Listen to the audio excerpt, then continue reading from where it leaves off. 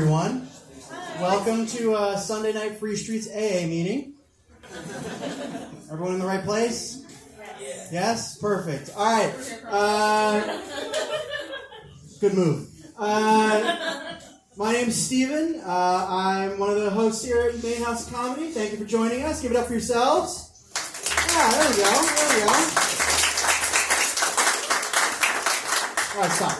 That's enough. That's enough. Yeah, we moved back here because we didn't want to get drowned out by the metal show going. I'm sure some of you heard the bass rocking the floor up and down as we were getting ready to get started there. Always a good time. Trying to avoid that. A couple of ground rules. It's 5 minutes each. We'll light you at 1. Keep an eye out for the light. Probably see me in the back corner over there. You have 1 minute left after that. Make sure you tip your bartenders. Buy some drinks. Have fun if you can drink. I don't think any of you guys can drink. That's okay. If you have a fake ID, use it. That's fine too. I'm really happy to be performing in front of a Stegosaurus. I just got one for my son for his birthday. Tomorrow. Yeah, he hasn't gotten it yet. Anyone else here like makeup sex?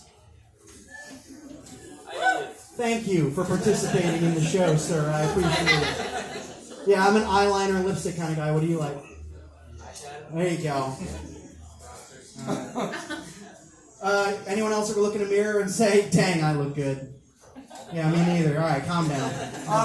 Yeah, you guys all like yourselves. Nice. I see how it is. All right, we're going to get dark here for a second. Everyone here know what the Civil War is? Civil? Yeah, civil. Civil War. The Civil War. The one that we fought against ourselves. I lost history after the 8th grade. That figures. Neil Dow is a Civil War general from the North. He's got a monument and a little museum down the street. Anyone seen it? In front of Walgreens. So you do know some Civil War history. That 8th grade education coming in hot. Not really. But one of the things, he was also the father of Prohibition. Nothing has ever made me wish the South won more than a Northern general being the father of Prohibition. All right, you guys didn't like that one. That's fine. I got pulled over the other day for driving in the middle of the road. And a cop comes up to the car and he says, do you know why I pulled you over? And I said, yeah, because my tax dollars go to paying your lawsuits instead of fixing the roads. Ooh. I know, I like that one. I'm 33.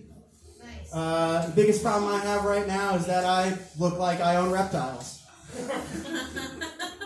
You didn't have to agree with me. That's just rude. I can say it, right? That's my people. We can say those things. I don't appreciate the laughter. I do appreciate the laughter. Keep laughing.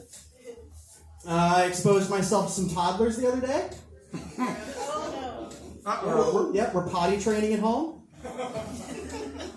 Yeah, that was an awkward moment in my life. I never thought I'd have to demonstrate peeing in a potty to anyone. But the other parents in the play group were not happy with my timing. So I have 2 boys. I took them to the children's zoo the other day. I was really disappointed there weren't more kids in cages. And that they weren't taking donations. Turns out what I was looking for was a detention camp, not a children's zoo. Yeah, that one didn't work. We'll figure that out. We're working on it. Bringing toddlers anywhere, for those of you that have... Who here has kids? Couple people. Bringing toddlers anywhere is like bringing your drunk friend to the strip club. Yes. I have twin boys. They're gonna be 3 tomorrow, which makes sense why I'm here. And I was sitting at the table with my son Wesley, and he had 3 little magnetic toy block towers that he'd set up on the table. And I'm such a bad parent. I looked him dead in the eyes and said, "Hey, buddy, go get your toy plane. Fly into 2 of them. The 3rd one will fall on its own." Yeah. You get it. You've seen that documentary on YouTube. I'm pretty happy. I skipped becoming my mother and went straight to becoming my grandmother. I take 2 tablespoons of Metamucil a day now. Yeah, I like you. Yeah, you stay right up front. Don't go anywhere.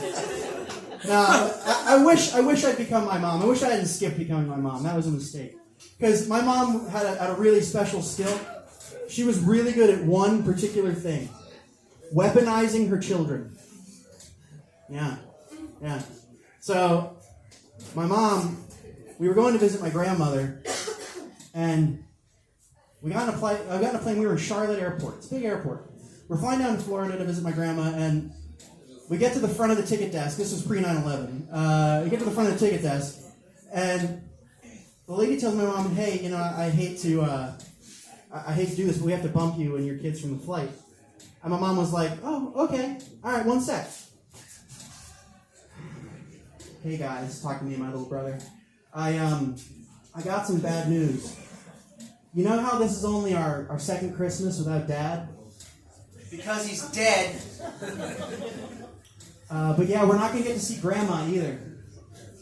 My mom stood up. My little brother and I started bawling, just screaming, crying in front of this ticket desk. Whole terminal can hear us. My mom looks at the lady and says, "Your problem now," and went and got a morning margarita. She heard that joke for the first time the other day, and she's like, "That's not quite how that went. It was 2 margaritas." Yeah, like I said, pre 9/11, you could drink before flights. I never thought I'd have to deal with some of the things I have to deal with now that I have kids. I was making dinner, and I start hearing my son Duncan. He starts screaming. I was like, "Buddy," I run up to him. He's naked. I said, "Buddy, what's wrong?" And he starts pointing down there. I was like, "Buddy, what's wrong? What's wrong?" I looked down, and an ant had bitten him on his penis. And I gotta tell you, like, do I like pinch it? That's weird, right? Do I bite the ant back? No, that's weirder because it's still attached. Like, so what do I do, right? So I ended up just pulling it off, and he was like, "Oh, thank God." And I was like, "Yeah, I get that, buddy." But they don't talk about that in the books, guys. That's like not something that you learn about. Oh no, this is gonna scare all of you. I'm a stay-at-home dad. Yeah, mom's like, "Oh shit, this guy?" Yeah, this guy. But being a stay-at-home dad now, it's given me an opportunity to revisit some parts of my childhood, specifically story time. Like, so one of my favorite books to read to the kids is Goldilocks and the Three Bears. Who here has heard of Goldilocks and the Three Bears? Yeah, okay. If you haven't, are you American? Like, come on. But like Goldilocks and the Three Bears, that's not a good story. Like, that's a picture of an unhappy marriage. Think about it. Mom and Dad have nothing in common. They don't sleep in the same bed. The only thing keeping that marriage together is the body of a dead little blonde girl in the backyard. Tell me I'm wrong. Tell me I'm wrong. I dare any of you to tell me I'm wrong.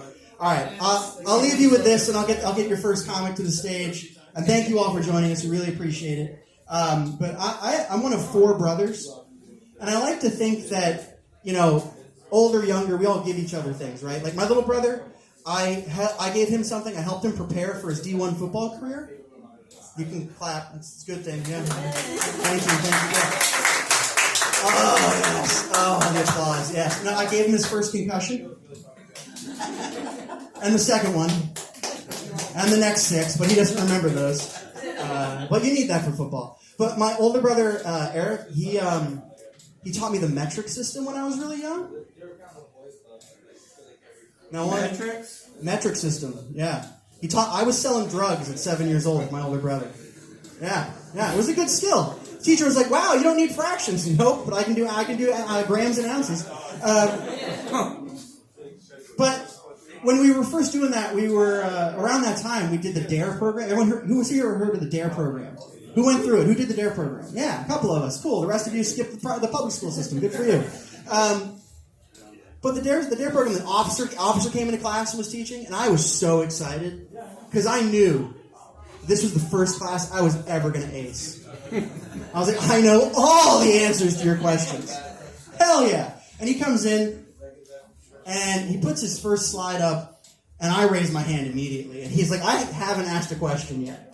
And he finally goes, "Okay, calm down." He's like, "Do you know what this is?" And I said, "Marijuana." He was like, "Where do you live?" And I'm disappointed because it's not what I was expecting from him. He puts the next slide up, and he's looking at me, and he goes, "Does anyone know what this is?" And I go, "Cocaine." And he's like, "Who's your mom?" Drinking a morning margarita. Calm down. And I'm disappointed because I'm getting these questions right? Like, I know I'm answering correctly, but he's just not giving me the responses I'm looking for. So I changed my answer up, right? I know I'm going to change my answer for the next question because he's definitely calling on me. And he puts the last slide up, and he goes, do you know what this is? And I go, $60. But I'll cut you a deal for 40. All right. Thank you guys so much. Thank you. Give it up for yourselves for coming. Yeah, this is Field Notes Comedy Open Mic again. 5 minutes. Light you at 4. Make sure you tip your bartenders. They're good people. And I'm going to bring your first comment up for the stage. Give it up for him. Give it up. Give it up. Keep clapping. Keep clapping. Keep clapping. Keep clapping. I have the cunning linguist, everybody. Give it up.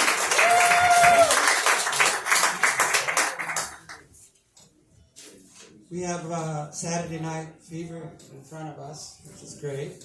He's a good host. Last week he mentioned my website, White Rabbit.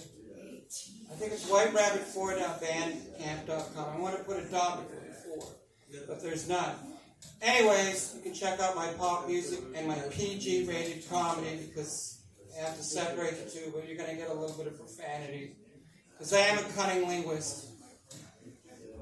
Does anybody remember who Julia Childs was? Does anybody remember who Julia Childs was?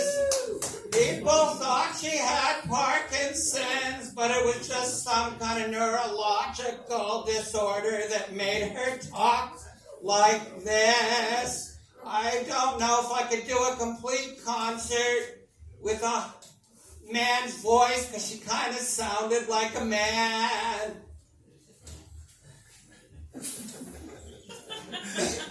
I have this men's group I go to. It's called Mainly Men. I call it Mainly Bent Over Men, but that's not the reason to go. I'm going to be singing as Julia Childs. No, not Julia Childs. I like her too. As Katharine Hepburn dressed up as Elvis. So it's going to be quite interesting. First joke. My father's name was Thomas P. Brain. That's it. Thomas P. Brain. I am a cunning linguist, according to my friend. I like to call him Pig Bill, but his name is Big Bill because he's 6'5".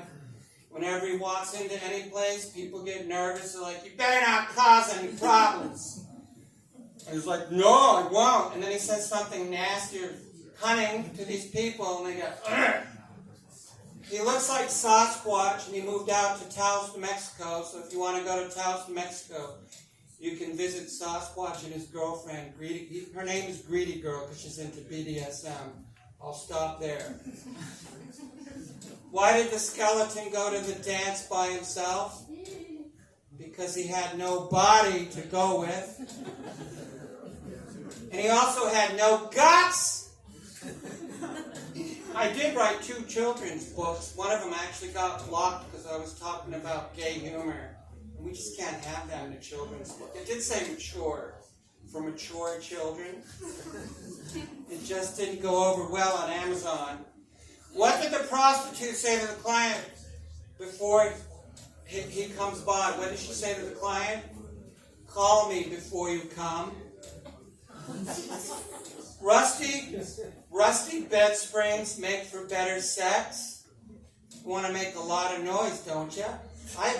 There's a tenant that lives below me, and every morning I hear something, and it's not me. It's like, I hear noises, and I'm like, they gotta be fucking. They just have to be fucking. When I go off the deep end, it's not gonna be bipolar, because I'm on the bipolar express, so the next time I start getting funky, I'll just take a couple hits of a joint and get high. Maybe that'll help. It's Tourette's syndrome. Fuck you! What did you say? Tourette's syndrome. Most people that have Tourette's syndrome are very nice, but if they're drunks, forget it. Don't even bother trying to make friends with them. It's not going to work. I'm obese. I suffer from obestiality. You can't tell unless I lift the shirt. You don't want to see that. I'm also an oxymoron waiting to happen. An oxymoron. I'm a professional ass kisser. Anybody want me to kiss their ass? Maybe. Why do dogs exist? Does anybody know? to sniff each other's ass, to eat grape dog food, and to kiss the other's ass. That would be my face. What did the blanket say to the other blanket? Don't fleece me. Somebody asked me what I do for a living, and I said I drive people crazy with my mouth. Oh, you're a comedian. Yeah! Thanks for having me. Sincerely, my cunt, the cunning linguist. Woo! Yeah! Mike, that's the best set I think you've done here. I'm very proud of you. Good job. Trying. Yeah, give it up one more time for give it up. Give it up for the coming English one more time. All right, we got a lot of names on the list, so I'm going to keep it going. Your next comedian coming up to the stage is someone who's been coming here quite a bit recently. We're super happy to have him. Give it up for Justin, everybody. Give it up.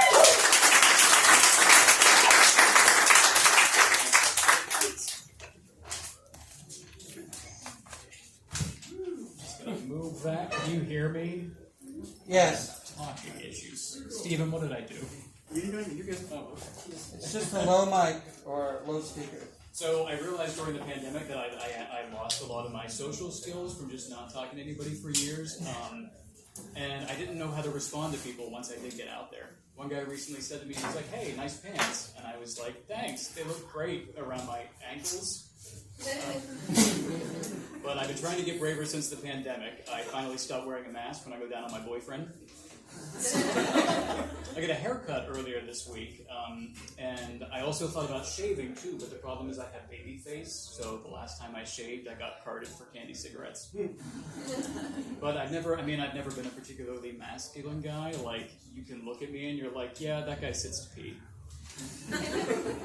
I had one of those getting older moments recently. Somebody said something to me that was kind of hurtful, and I didn't feel it until the next day. My doctor told me that sitting too much is bad for your health, so I said, well, in that case, I'll just stop eating fiber. So one issue that I have that I think we can all relate to is that I have self-control issues, and I also have issues where I don't like to admit to somebody when I made a mistake. And so this happened a lot in my last relationship. I was a Netflix cheater. So I would secretly watch our favorite shows ahead and then not say anything. And then I would have to, because I don't have any self-control, I wanted to know what happens, and then I have to rewatch the episodes back and just pretending to be surprised, which was usually fine. But then I made the mistake of watching the last season of Game of Thrones before she did.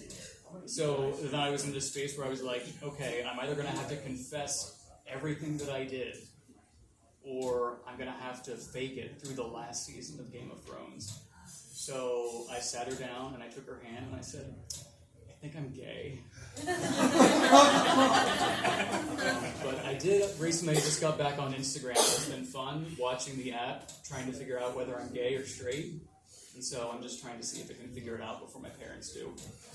I actually came out to my parents like 10 years ago, so a while ago. But I wanted to be really subtle about it because I'm not a confrontational person. So I used wordplay. Like, I would come home from school and be like, "Gay, Mom and Dad. Just gonna go down the street for a cock. Don't forget tomorrow's Flag Day."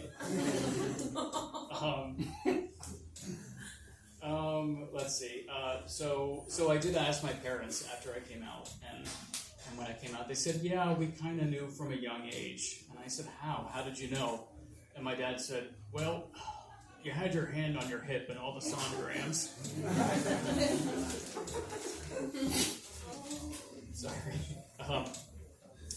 But I have a lot of conservatives in my family, and they're all super supportive, but they're kind of awkward about it. They will approach me. Like, one time my uncle said to me, he was like, "Look, I vote Republican, but not because of the anti-gay stuff, because of the taxes." Which I kind of feel like is like saying, I'm not anti-gay, but another $20 is $20. But yeah, lots of weird headlines recently, right? There was a headline in Florida, and this is a true headline, you can Google this, and it said, "Man kills blue heron after bird eats bait in front of son." Which, first of all, if you're going to kill a bird because it ate your bait, don't do it in front of the bird's kid. And I also wonder, did Ron DeSantis see that headline and think, I bet that wouldn't even be in the media if that blue heron was white? I'm Justin. That's it for me, everybody.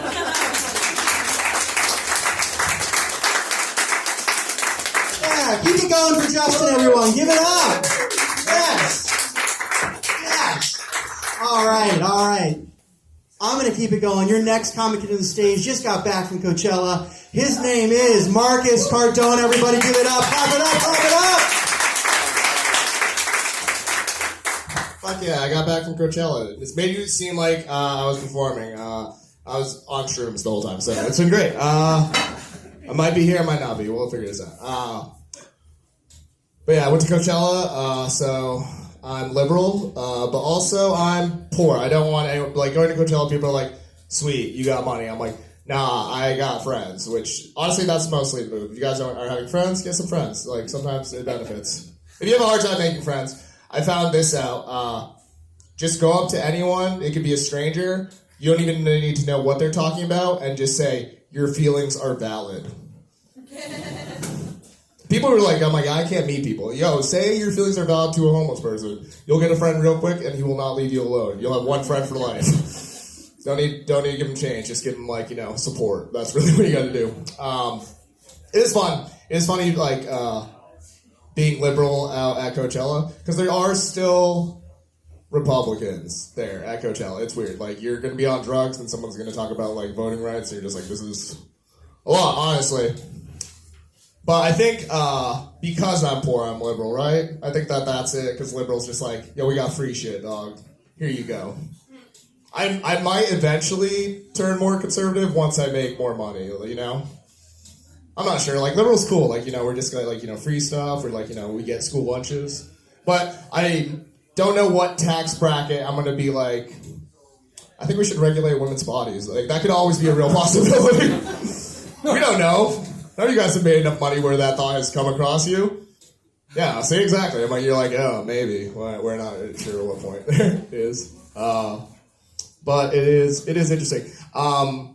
Being poor is fun, though, especially, like, in a desert setting, because, again, it's a music festival, but I was camping in the woods. I had to use porta potties for 3 days, but I made it beautiful. Like, if you're a poor person, you're just naturally romantic, because you can't throw money at your problems. You have to get creative. And I mean, being romantic is super fun, because I used to live in New York City, and it's an expensive city, and I convinced way too many girls to go out with me on dates that were just picnics. Hella romantic, but also affordable. Like, I had to clear out my fridge half the day, and I'm like, hey, do you like peanut butter and jelly sandwiches? I made them with my hands. Like, so cute, so romantic, man. Take some walks. They don't charge you for walking. Eventually they will, but you're good right now. And it's weird. The level of money that is at Coachella is ridiculous. There were people talking about how, like, I just dyed my hair a little bit and I threw glitter on. I'm like, this is my Coachella fit. There was one girl who was talking next to me who was like, oh, I got my nose done for plastic surgery so the sand would get in my nostrils. I'm like, yo. We should regulate women's body. I'm just kidding. How crazy would that be? But no, so she was like talking about plastic surgery, and like it was like weird, because I was on shrooms and I wanted to tell her that she was beautiful. I wanted to tell her that she was beautiful. I didn't know this woman, so I opened up the conversation with, "Hey, your feelings are valid, but I was like, I think you're beautiful no matter what. Your flaws actually make you the most human thing ever." Again, shrooms. I was poetic, romantic, just no money, no good information. I was just like, all right, let me just say what I'm thinking. She was like talking about stuff, and she's like, oh yeah, I got my nose done, and she showed me before photos. She's still a beautiful woman. She just got her nose done slightly. I'm like, whatever, that's her body, her choice. But then she was like talking about like specific things. She's like, I actually got my I had like stretch marks. She's like, I got those removed so that way I could wear a crop top at this festival. And I was tripping balls. And I'm like, yo, you shouldn't talk about yourself like that. Those aren't stretch marks. That's marbling. That's some good meat right there, baby. Don't be ashamed of that. It was also cool, man. Dude, I love being in more spaces that there's like a lot more diversity. It was Ramadan during Coachella, which was crazy because they're people just like dehydrating more for their religion. And I was like, that's crazy. One dude tripped out super hard, and he told me this. This was the craziest thing ever. He's like, as a Muslim man, no one ever talks to me on airplanes when I'm using my phone. And then I was again tripping. I was like, is it because when people think you put your phone on airplane mode, your phone's just going to explode? It's okay, you guys can't laugh at that joke. 9/11 was years ago, and you're letting the terrorists win. Don't be afraid. Anyway, my name is Marcus. Thank you. Woo! Give it up! Yes, yes! Luckily that tooth is already coming out. I have a couple things to say before I bring the next comic up there. It's a good thing to know I'm a high-priced cut of meat, because I have stretch marks too.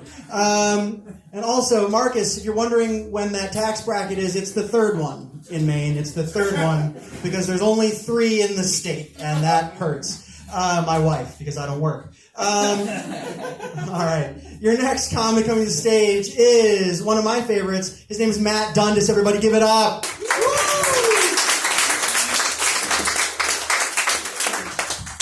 Hey, how's it going, everybody? Right, I feel great. I'm in a great mood. I just got out of my marriage. ladies. I have to go back after the show, but it's great to get out. That got a lot less. You're like, oh, okay, he's just going back to his wife. Okay, no, it's not that funny. But I'm married and I'm getting very old now, and it's very weird because the culture's changing faster than I can keep up. Found out there's just so many words I can't say, right? So many words I used to say that I can't say. My brother busted me for saying the word cockpit. Yes. Yes, cockpits. I said, what's the matter? He said, it's flight deck now. The other one is gendered, Matt. Flight deck. I'm like, all right, I can say flight deck. I don't care. I don't want to hurt anybody. But it's not fair that it was gendered toward men for a century, and then we just go straight to neutral without giving the women anything at all. Right. Don't you think we should have like 20 or 30 years of calling it the pussy hole? We don't need to go a whole century, but just like a nod. Just for the ladies. This is your captain in the pussy hole. We're at our cruising altitude. I'm up here with the co-pilot, Donna. Say hi, Donna. Hi! That's Donna. She's great. She's lovely. Couple quick announcements. Please don't congregate near the pussy hole. We don't want. The previous comic was talking about 9/11. Ever since then, we one at a time, please. If you must go in a group, please use the rear. And by the way, and the other one, at the end of the flight, Donna here, our co-pilot, she's going to be offering tours of the pussy hole. So if anybody's got a youngster that's curious, she knows how everything works. She's really good. She knows all the buttons and knobs. I have 30,000 flying hours myself. I don't know what the fuck I'm doing. Don, I'll be on that tour myself. Thank you very much. Pussy hole out. Thank you. That's the end of the pussy hole bit. Thank you. I'm happy to be in Maine. I recently moved to Maine. I moved to Maine 147 years ago, and I'm sorry. I know I'll never be a Mainer. I'm sorry. I know it's terrible. Anyway, I did move here just a couple years ago, but moved here from Washington, D.C., lived in D.C. for 10 years, and I'm so happy to be driving here now because I was such an asshole before. Now I just let go. I let go. I go 2 miles an hour everywhere I go in Maine. I just love it. You don't have to do anything. You don't have to get there, ever, in Maine. It's great. There's no priority. I stop at a stop sign, I turn the car off. I look around. If it's all clear, I turn the car back on, I proceed. If it's not all clear, I get out and walk. I can't think about it anymore because if I do, I get mad. Because when the heat is on, I get mad behind the wheel, right? A lot of people do. When I lived down in D.C., here's the most egregious story. I was driving home from work, really frantic as always, because it was in a time of my life. I had a little baby and I had this job and I only had 15 minutes to get home and masturbate before I had to pick her up at daycare. Which for the parents, that's valuable. It's like once a week at this point in my life, and I'm like, this is a valuable 15 minutes. It's very short, but I can do it. Don't worry. Anyway, so traffic is fine, except on the other side of the street. It's all backed up, and I have to take a left at the stop sign. I can see my house. I have to take a left at the stop sign, and it's so backed up, and the driver on the other side has chosen to block the intersection at my stop sign. I can't take my left. And I don't have tinted windows, so I'm like, I can't just do this right here. I can't. So, that was another. You got it. Okay. All right, it's fine. So I'm like in my pissed off stage of my life. So I'm just like, you know what? Fuck this guy, and I just lean on the horn. Ah! His window starts going down. I'm like, shit. But what can he say? What can he say? He's obviously the wrong. He's going to be contrite. He's going to apologize, and I'll apologize for, it'll be fine. But I put my window down. He looks at me and he goes, "This is a funeral procession."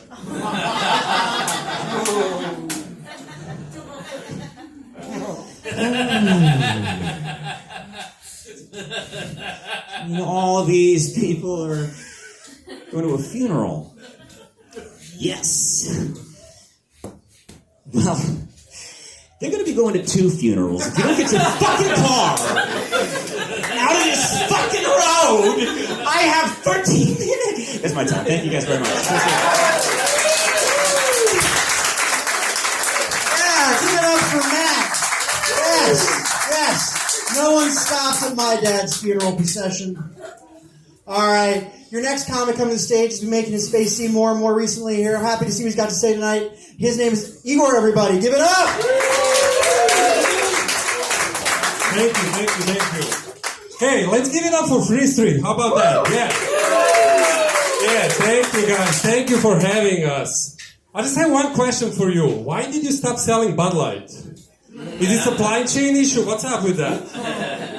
Or should I say, what's up with that?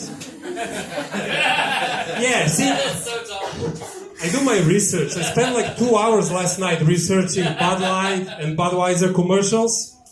And now all ads on my Instagram are beer. I fooled AI. He thinks I'm an alcoholic. But Instagram, are you guys active on Instagram? Active on social media? Yeah, we all have that one friend that is really, really active on social media, right? I have one coworker, she posts all the time, like all the time. Last night she went to bachelorette party, she was part of the bachelorette party, and she posted 76 photos. 76! And she posted all kinds of hashtags, like hashtag last fling before the ring, hashtag girls night out, hashtag who runs the world, hashtag girls. Now, I get confused with those last two. Like, are you running the world? Are you girls really running the world? Or are you fighting for the equal pay? You cannot have both. It's either or, right? Are you running the world or you're trying to break the glass ceiling, right? I'm not sure if you guys know this, but I was actually not born here. I was born in Yugoslavia, which was a country in the middle of Europe. And it was its own experiment. It wasn't part of a Western Bloc or Eastern Bloc. Yeah, it was never part of the Soviet Union. I actually never been to that place, ex-Soviet Union. Anyway, I was walking with my friend a couple days ago around Portland, talking in this accent that I got from being born in Yugoslavia. And a homeless guy started yelling at me, "Go back to the communist Russia." And I was like, how can I go back to the place I have never been? Then he stabbed me. With his heroin needle. I have superpowers now. Portland. I love living in Portland. Do you like Portland? Yeah. Yeah, people in Portland like to show their support. Like, we have all these flags and bumper stickers and signs everywhere. It started with just a few bumper stickers on the back of Subarus, like Coexist and so on. But now we have flags everywhere. We have a BLM flag, symbol for fighting against racial injustice. Yeah, I'm all about that. We also have a rainbow flag, symbol of gay community and pride. And I'm not sure if there's anybody here from that community. I just want to say one thing. Thank you. Thank you for everything you gave us. You gave us Elton John. You gave us Frank Ocean, George Takei, Tom Cruise. Like, so many good ones. So many good ones. Yeah, yeah. We also have the other upgraded rainbow flag, like with the purple thing. Yeah, that one is very popular. And we also have a yellow and blue flag. That one is very popular lately. It's trending. Yeah. I actually have a problem with that one. Like, it's a little annoying to me, you know? Like, we got it. Your furniture is affordable and you assembled it yourself. Like, stop bragging about it. Like, stop waving the flag. Like, you're economical and handy. We got it. Yeah. But we also have signs everywhere. Businesses, houses, windows everywhere. On every single window. I even saw a sign in one of the gardens in my neighborhood. And it said, "Another Be Safe Garden." Like, what are you fighting for here? Who are you trying to support? And who are you helping with your sign? You know who you're not helping? Bees. You know why? Because bees cannot read. It's not like a bee's flying around looking for lunch. It's like, yeah, I gotta get something. How about that sugar water from the bird feeder yesterday? No. I gained like 0.5 gram from last winter. I have to get myself in order. If there is only some organic Be Safe garden. Oh my God, there's a sign. Whoever put this sign, thank you. I'll go there. Yeah, no bee ever said that. What you are doing is you are pointing at yourself in front of the whole city. Thank you guys, that's my time.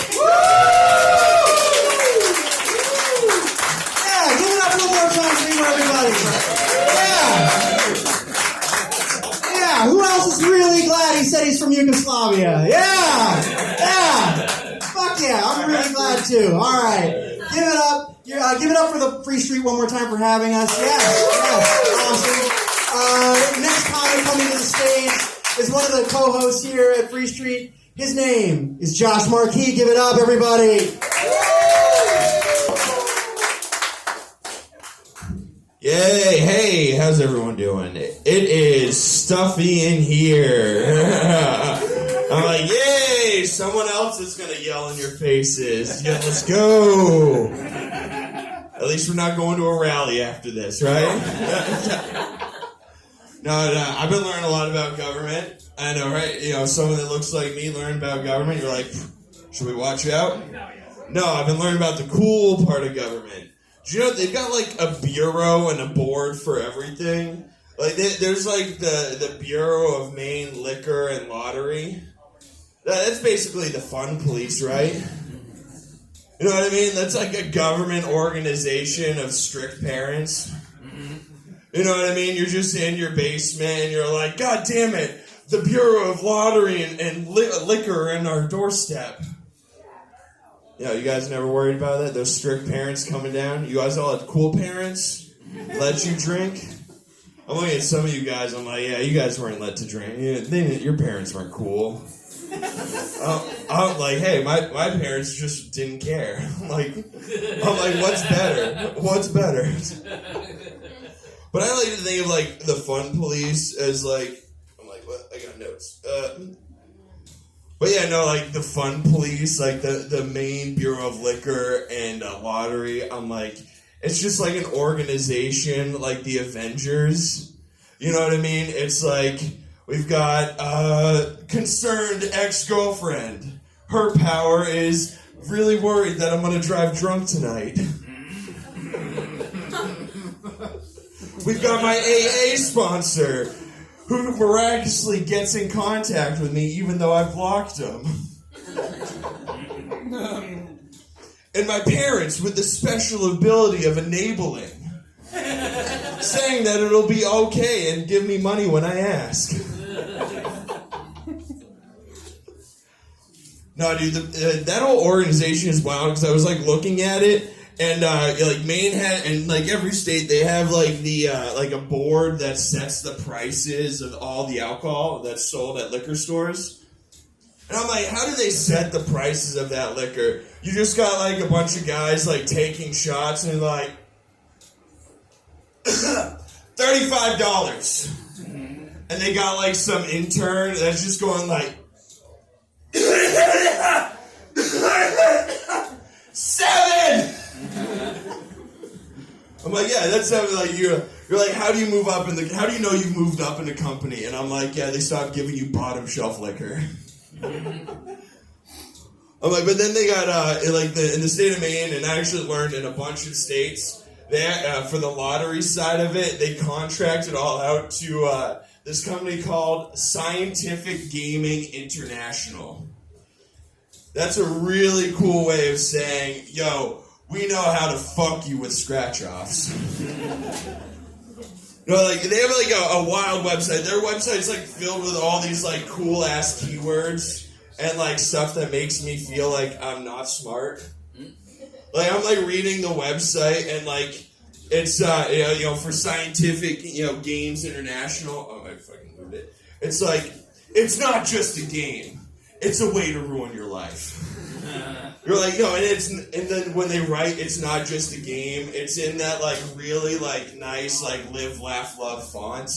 And you're like, yo, I like this. This is nice. I'm like, I get how my uncle ruined his life with this. No, but it's wild. It's I'm reading, like, from their website right now, and where it is. Oh, so they have their bullet points of, like, why they're successful. Relentless innovation. They're like, yo, oh fuck, what did I write down for that? I'm like, yeah. Relentless innovation. New ways to take your money. Legendary performance. The house always wins. And unwavering security. There's no way the poors can win. I'm like, literally, that's what and it's literally all said in live, laugh, love font. It's like when Avatar was all written in papyrus. You're like, oh, dude, how low effort can they be? And I'd be like, how high effort can they be for people that have no idea this industry exists? You guys are all like, damn, this is getting serious. And I'm like, yeah, it's wild. I'm going to leave you guys with one last thing besides just giving you straight facts. No, it's I had a roommate deny to me that she hit something with her car. And I was like, so I was walking, into my apartment. I saw a little something at the, on like her bumper. And I go in, I'm like, Marisa, what did you hit with your car? And she's like, I didn't hit anything. And then I pull out the hair of an animal behind my back. And I'm like, what would the boys at the lab say about this then? Like I'm some sort of shitty detective like Columbo. Like, one more thing. What did you hit when you were drunk last night? Is it a deer? It's definitely the hair similar to my golden retriever that I had when I was a kid. My name's Josh Marquis. Come out to the Cheese Louise open mic every Tuesday. Give it up for your host, Steve Bennett, everybody. Oh, man. Yeah, give it up one more time for Josh. Yes. You can tell that he works for Spectrum. All right. I don't feel bad outing him. He talks about it on stage. He still hasn't gotten fired. He's one of their best performers. Yeah. You guys are just like, that's true? Yeah, that's true. All right. Your next comic coming to the stage is a regular at comedy all throughout the Portland area. His name is the Big Red Machine, Casey Watson. Everybody give it up. Well, that's a new credit. So I'm the youngest child in my family, right? So I have a brother who is 6 years older than me, who looks just like me, and I have another brother who is 15 years older than me, right? Which means when I was 16 years older than me actually, which means when I was 5, he was 21. That also means that periodically throughout my childhood, an adult man would come back and bully me. Like a dude with a mortgage and the lease of a Hyundai Sonata is coming back and giving me wedgies. I'm like, Mom, who is this guy? Get him out of our house.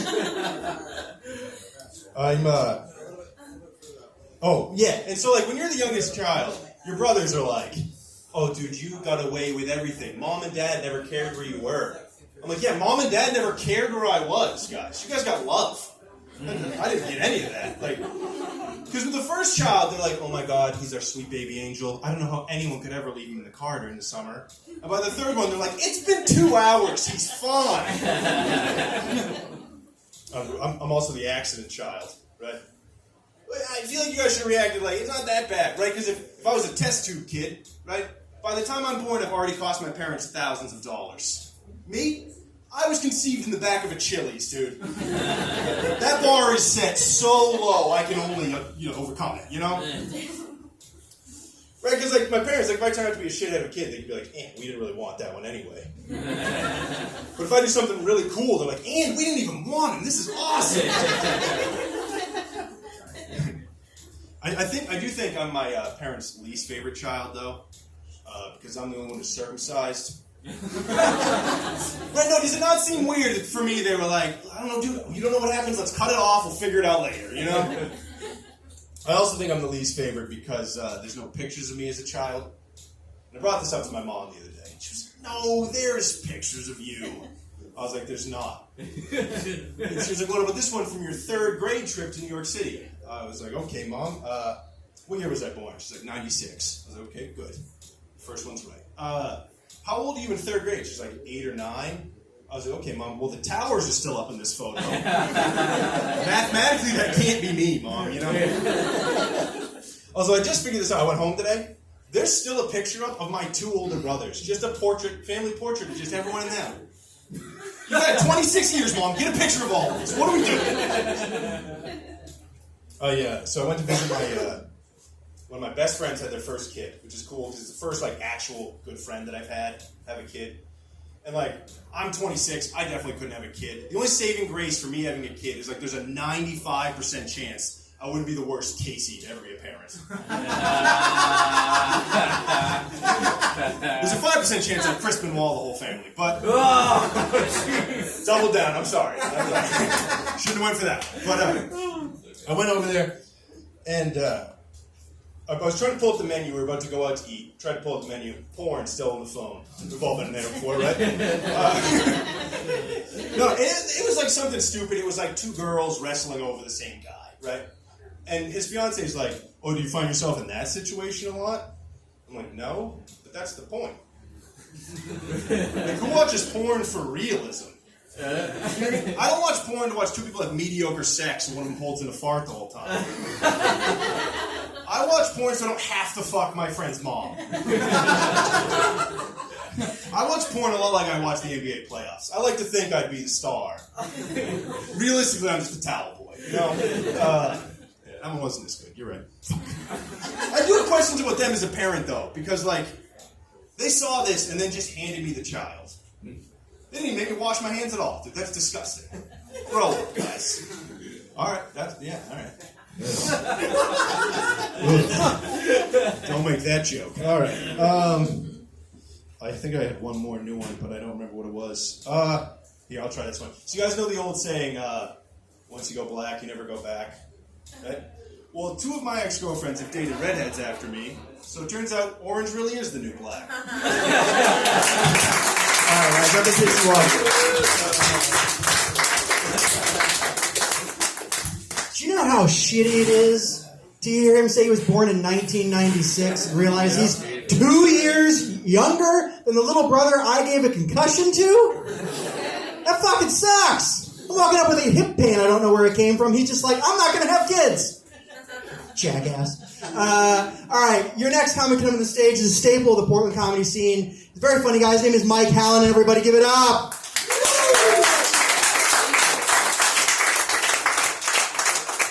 Say goodbye to everybody.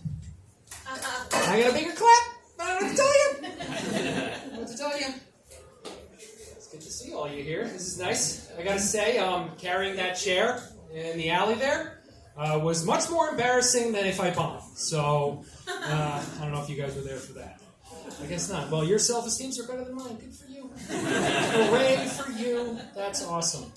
I work in the hospitality industry. I work at the front desk at a hotel. Don't worry, it's a La Quinta. It's okay. And people say a lot of weird things. A lot of the guests say a lot of weird things. I had a guy, he's drinking the coffee, he comes up, he's like, man, this coffee tastes like my uncle's ass. And I'm like, I'm like, I can change that for you. He's like, no, it's really, really good. That actually didn't happen. I wish it did. I wish shit like that happened to me every day. I picture that stuff happening, but I can't. I get the stupid conversations. I get the people. I get humans that don't make jokes about eating their uncle's ass. I get the normies of society.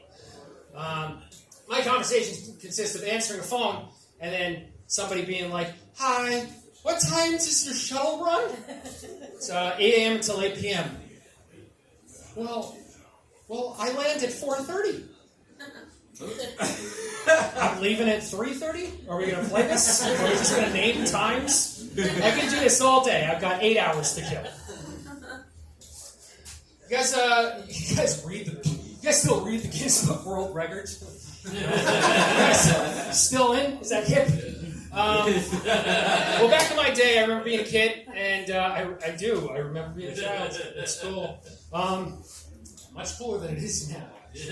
But there was always this one that stuck out to me, and it was the guy with the really long fingernails, right? Everybody remember that? It's disgusting.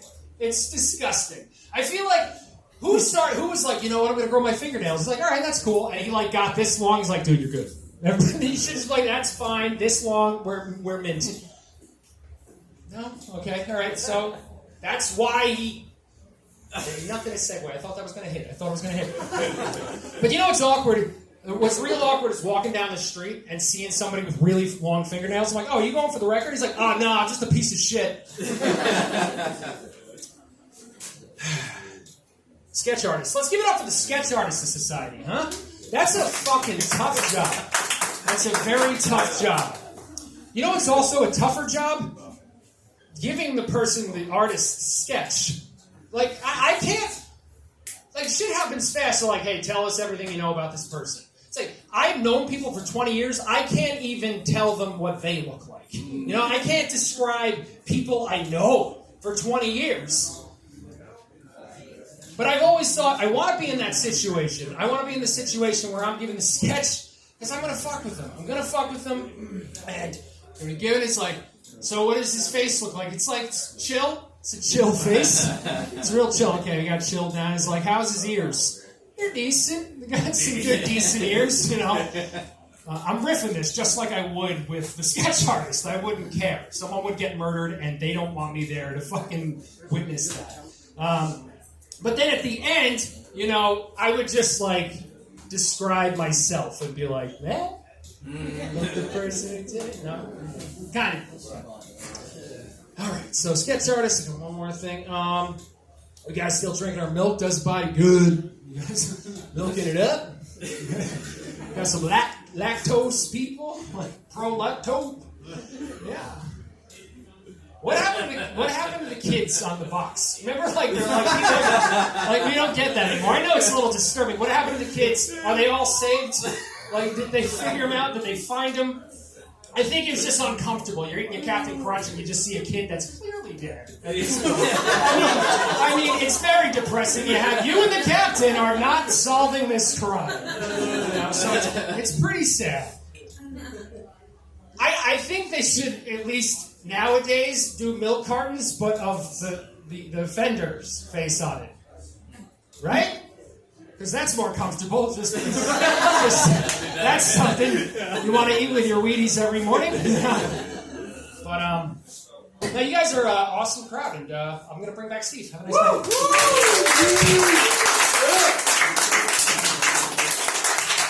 Oh man, I'm really hoping they don't put offenders' names on the milk because I don't want to stare at myself in the morning.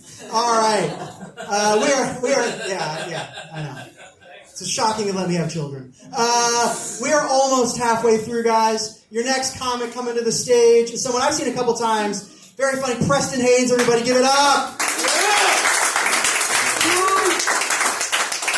What the heck is going on? I'll be quick. We got, in a half hour, we got a Russian roulette game scheduled here, so let's keep this moving. Yeah, milk cartons. I was lost once as a kid. When I was 10, I had a bowl cut. When they put me on the milk carton, everybody just thought I was the Oakhurst mascot. You know? Nobody found me. How we doing tonight? We drinking? Yeah, we drinking. We drinking Bud Light. Oh, I'm gonna do some current event stuff. I don't know, is that current event? It was like a month ago, right? I also have some Chinese balloon jokes. Yeah. God. Everybody leave. Chinese balloon. Where was Kid Rock when the Chinese balloon was around? Why didn't he shoot that? You know? No.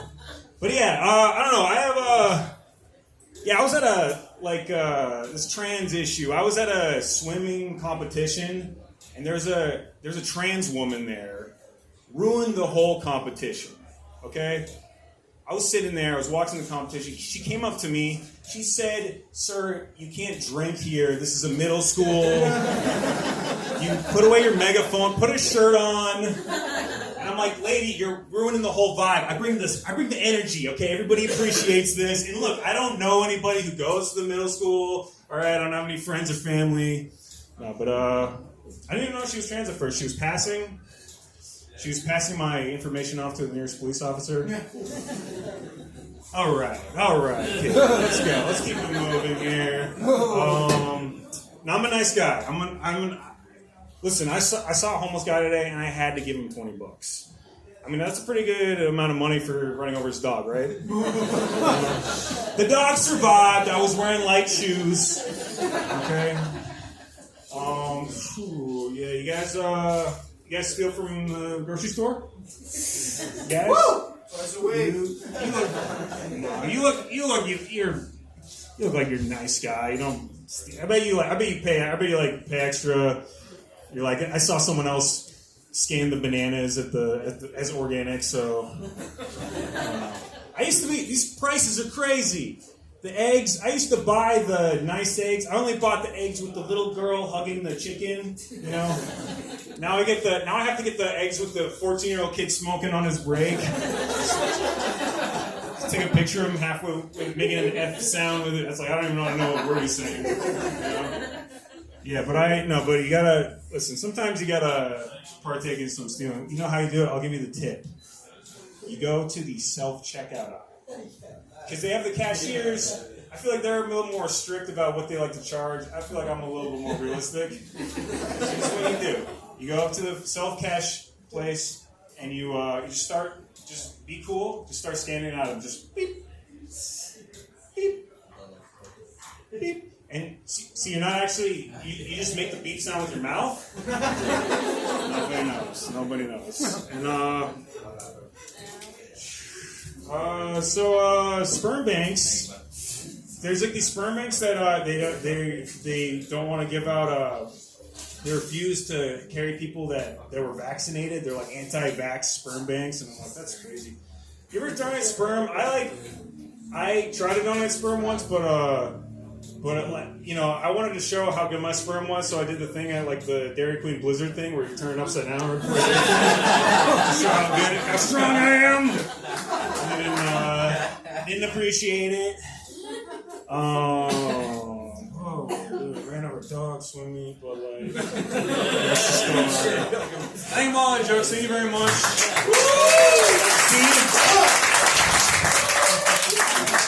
Give it up one more time for Preston, everybody. Yeah, let's hear it.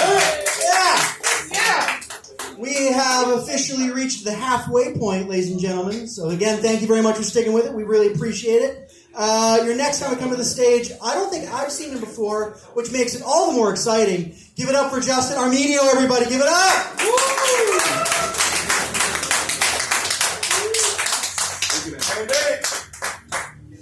What's up, guys? How we doing? Woo! So good to be here. I really love Portland.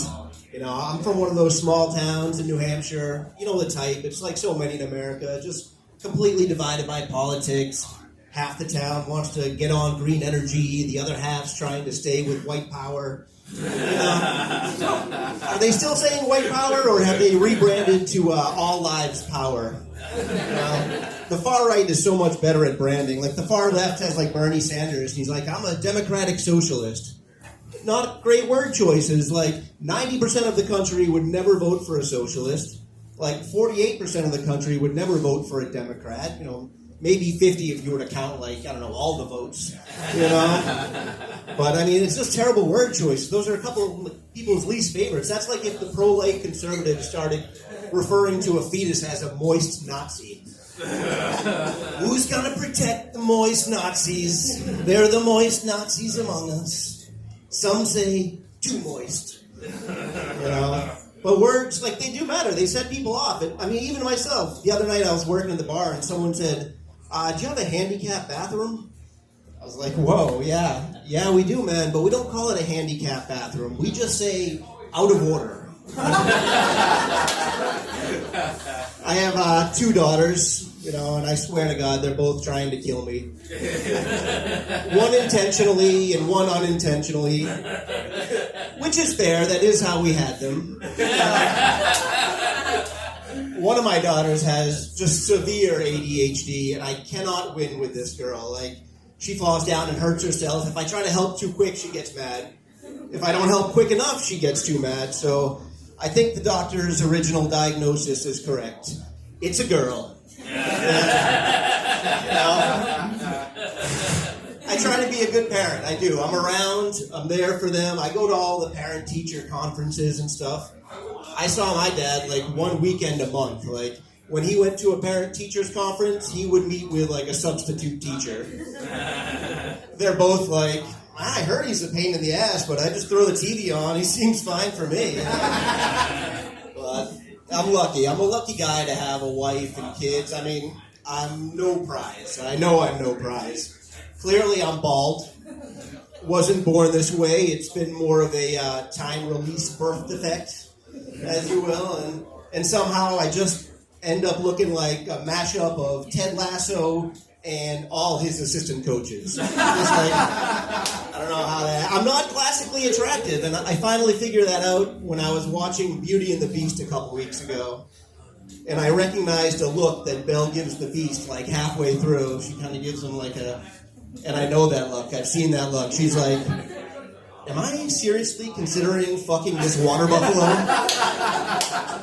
And like, all I have is a touch of personality. Like, he's loaded. He's got the castle, the cash, like a whole slew of indentured furniture servants. I mean, I don't know if they're full-blown slaves, but you don't see them get paid. And they're doing an awful lot of singing. I don't know. I'm a lucky guy. I mean, my wife, you know, she claims she's put on a little bit of weight lately, maybe a bunch of weight, she says. She says she doesn't feel sexy anymore. I don't see it. And if she's not feeling sexy, like, why is she wearing all these tight clothes all of a sudden, you know? Besides, I think it's kind of hot when a girl puts on a few extra pounds, like that hot double chin on a beautiful woman. Come on, I can't get sexually confident unless I can see some visible flaw, like a little ding in the door. I need that ding in the door. Like, I don't know if I can handle a supermodel, but like the floor model, yeah. As in condition, like, you can count me as in. All right, guys, you guys are awesome. Thank you so much. Have a great night. Yeah, give it up one more time for Justin, everybody. Yes. Hold on. We've officially reached the halfway mark, which means that I'm packing up my shit and going home. And my very good friend is going to take over and treat you guys just right. Give it up for the comedy stylings and then hosting expertise, the very beautiful Jack Ronski, everybody. Give it up!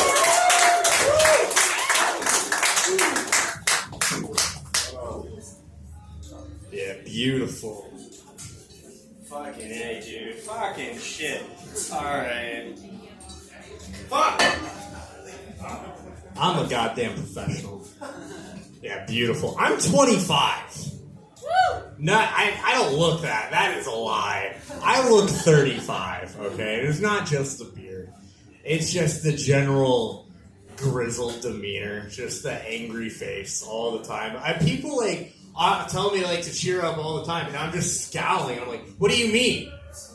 I'm in a great mood. I'm having a wonderful day. Anyway, so it's been raining a lot recently today, and I've just been getting in touch with my Eastern European roots. You feel it. You feel it. Did you walk here? Yes. Yeah, did you have an umbrella? No. Yeah, you understand, yeah. But I had the long hair, so like I was just kind of feeling like a wet dog for the first 30 minutes of getting here. So I'm glad I had Steven to take over the first half.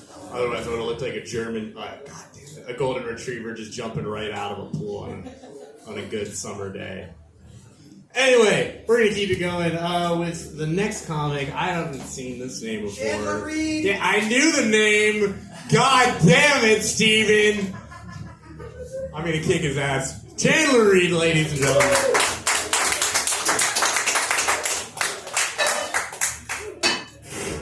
How's everybody doing? Good? Yeah, my name is Chandler. This is my first time ever doing open mic. So I'm pretty excited about that. I love comedy. I love making people laugh. More importantly, I love talking about myself and getting a lot of people to listen to me.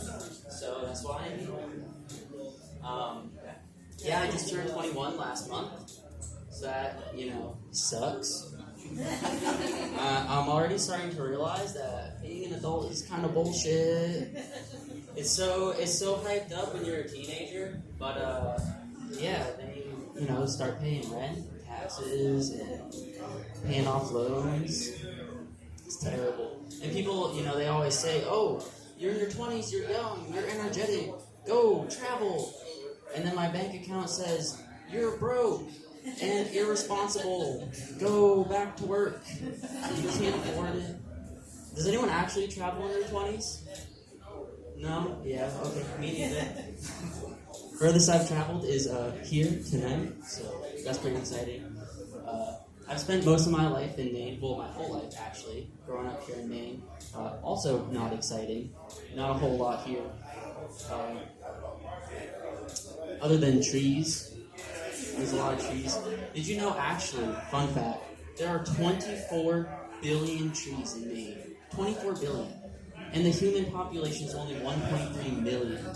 Which means for every individual in this room, there are 18,000 trees. Think about that. What are we going to do if they all come to life and start attacking? How are you going to defend yourself against 18,000 trees? It's not going to be a chainsaw, I know that. No way. Yeah, I'm really excited to be here. Shit.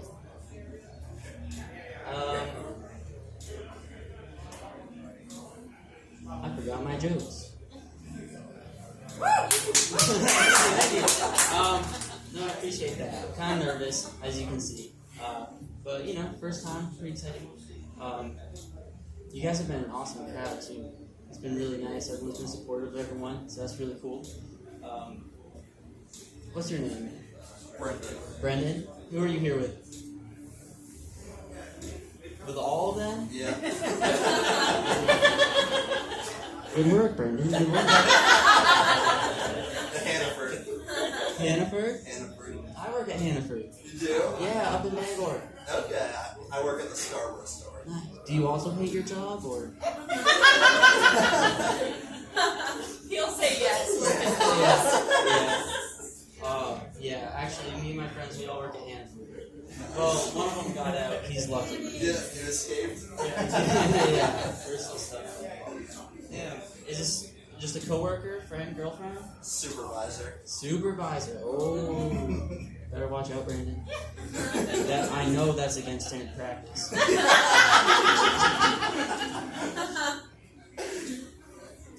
How long have you worked at Hannaford? 8 years. 8 years? That's too long. 8 too many. 8 too many, that's right. Do you get a lot of crazy people at your Hannaford? Thankfully, no. No? We get tons. We get a lot of crackheads at our Hannafords. Yeah, not fun. One time, it was a really hot August day, and this dude was standing down in the dog food aisle, that aisle, and he shit his pants. And one of our managers walked over and was standing at the end of the aisle, and the dude makes eye contact with him and just shakes it out of his leg. Yeah.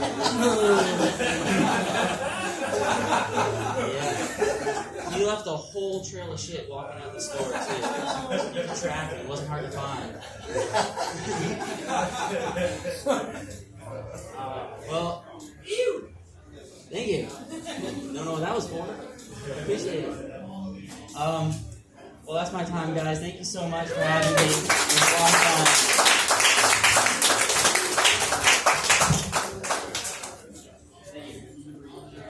Chandler Reed, ladies and gentlemen.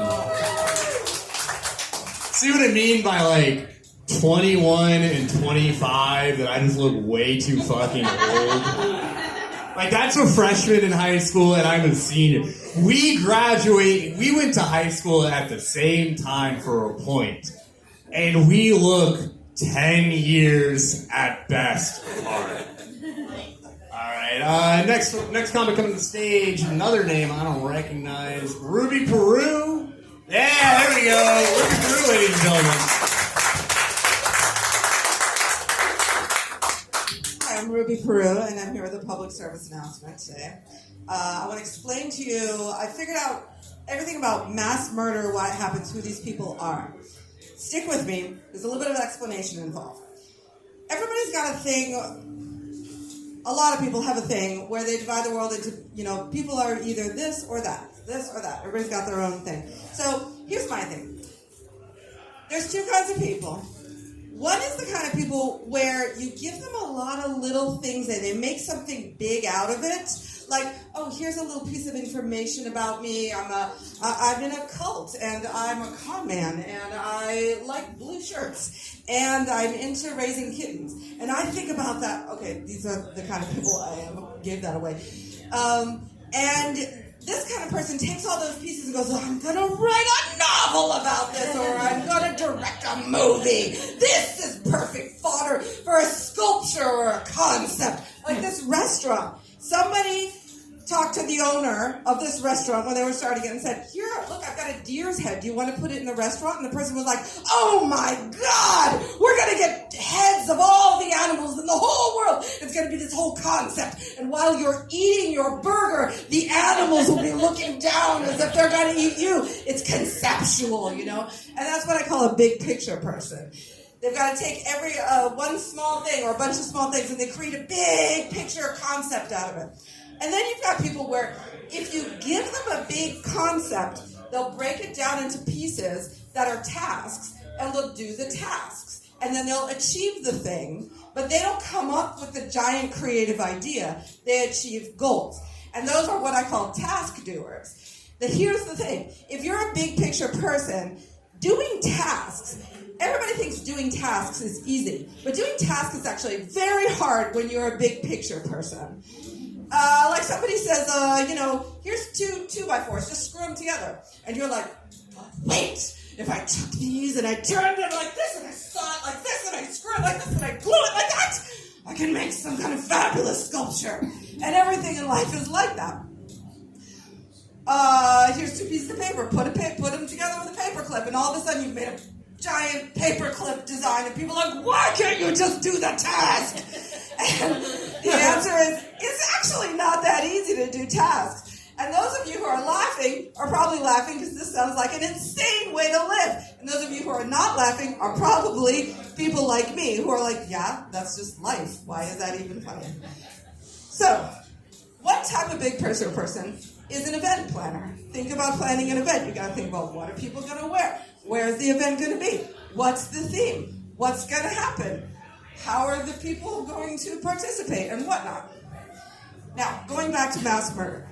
A mass murderer is basically a homicidal, suicidal, sociopathic event planner.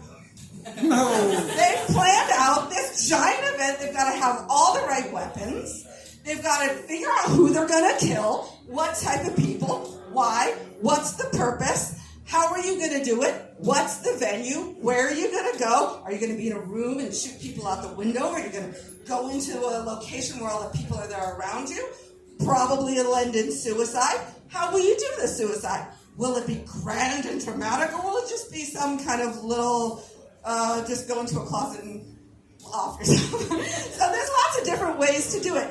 And essentially, if you are a mass murderer, you are an expert event planner. And yet, in history, there has never been a mass murderer who was also an event planner. And this is significant because these people are frustrated big picture people. Because the thing is, big picture people are not made. They are born. People don't know this. So if you don't know you're a big picture person when you're a little kid, you may not like go to college for a thing that allows you to be like in charge of a giant creative endeavor. And then you will be stuck doing tasks your whole life, and it will drive you completely crazy. And people will be like, why can't you do this task? Why can't you do this task? And you'll be like, tasks are so hard to do. And nobody understands why. And then you're driven insane and you become a mass murderer.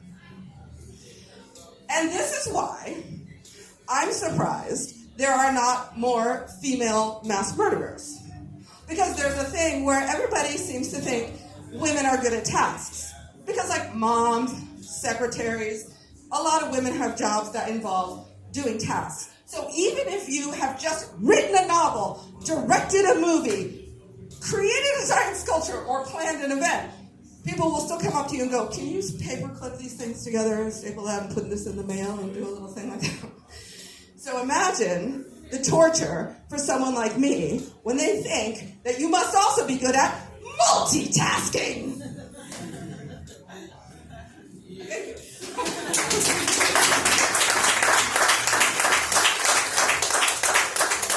Perez, ladies and gentlemen.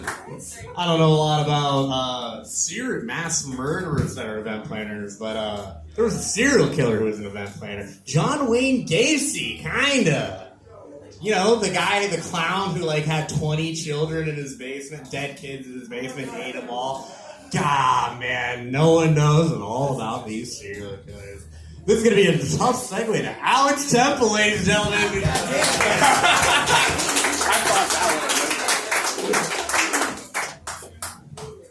You guys having fun? Sorry, bud. How we doing, guys? How's it going? Having a good time? Nice. Thanks, I think, Achilles. No, I was at a family reunion the other day, and have you ever looked around your family and just like, not a lot of first-round draft picks here. You know what I mean? Like, I don't really come from good stock. Like, no one's really winning right now. Like, I got a lot of drug addicts in my family, so that makes me well-versed on this subject. You guys ever seen people do meth? Yeah, I know you have, dude. The internet's a thing. Facebook ads are real. No, I don't know. I've seen some of these before and after pictures of people that have been doing meth lately, and it makes you feel like I feel like I need to start doing some meth. You know, it's because the thing is, the internet's out there. Like, they know what the consequences are, and they're still choosing to do it. So it makes you think like meth's probably pretty rad, right? It's like, dude, on the website, there's a picture of a guy ripped out his own eyebrows. He looked like he was in the next Philadelphia reboot. Happy as a clam, though, dude. The guy loved it. Couldn't have hated it anymore. Sorry, guys. Let's try the next one here. I realize when you're talking about meth addicts and it's not going well, this seems like a cry for help almost.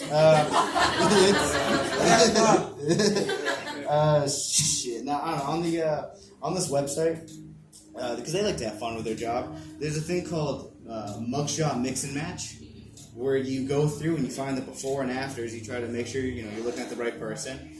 And I just feel like that's the worst game of Guess Who ever. Like, it's awful. Like, that almost, I feel like the prize for that would be, like, becoming a cop. Like, that's how you win, dude. Hey, man, you got natural talent, skip the racism, just get right in there and do some cop shit, dude. We're in it now. That's the gift right there. Look, guys, it's a new one. I keep forgetting every line after this. Work with me here. Van. Discuss amongst yourselves while I find the next part. Rhode Island. It's not a road or an island. What's that all about? All right, I found it. Hey, I'm jealous of anybody who does do math. We're still on the joke, and just because of the fact that like I've accomplished everything that they've accomplished in my life. I also don't own a home. I don't own a car. They at least get to like ride dragons. Like, they have a better life than me in every way, and that's something I wish I had, dude. And we're going to skip the mess stuff, guys, all right? It's going bad. New topic. What's up with social media? No, I don't know. I was talking to my grandfather the other day. Went to go visit him, and he was telling me about how my generation is the worst generation of all time, that we're the reason why the world's going to shit. And I just felt like, that's a weird thing to bring up at a nursing home. You know what I mean? Like, you don't bite the hand that feeds you, Pop. Like, that's their acting right around here. You call that Jello and Judge Judy? Fucking, let's get it together, old man. But no, I mean, I think he is right, though, because we are the worst. It's because of social media. Like, we have followers now. Do you know what you used to have to do to get followers back in the day? Best case scenario was like your mom would bang a king and you got to be a sweet, sweet boy prince. That was absolute best case scenario. The rest of it was real vicious. It was awful. But I don't know. The thing I really hate about it is that like every social media account, every company wants to be on there and they don't know how to do social media. So like you'll go on something, you'll go on Complex, for example, and the first thing you'll see is like top 5 sneakers of the summer.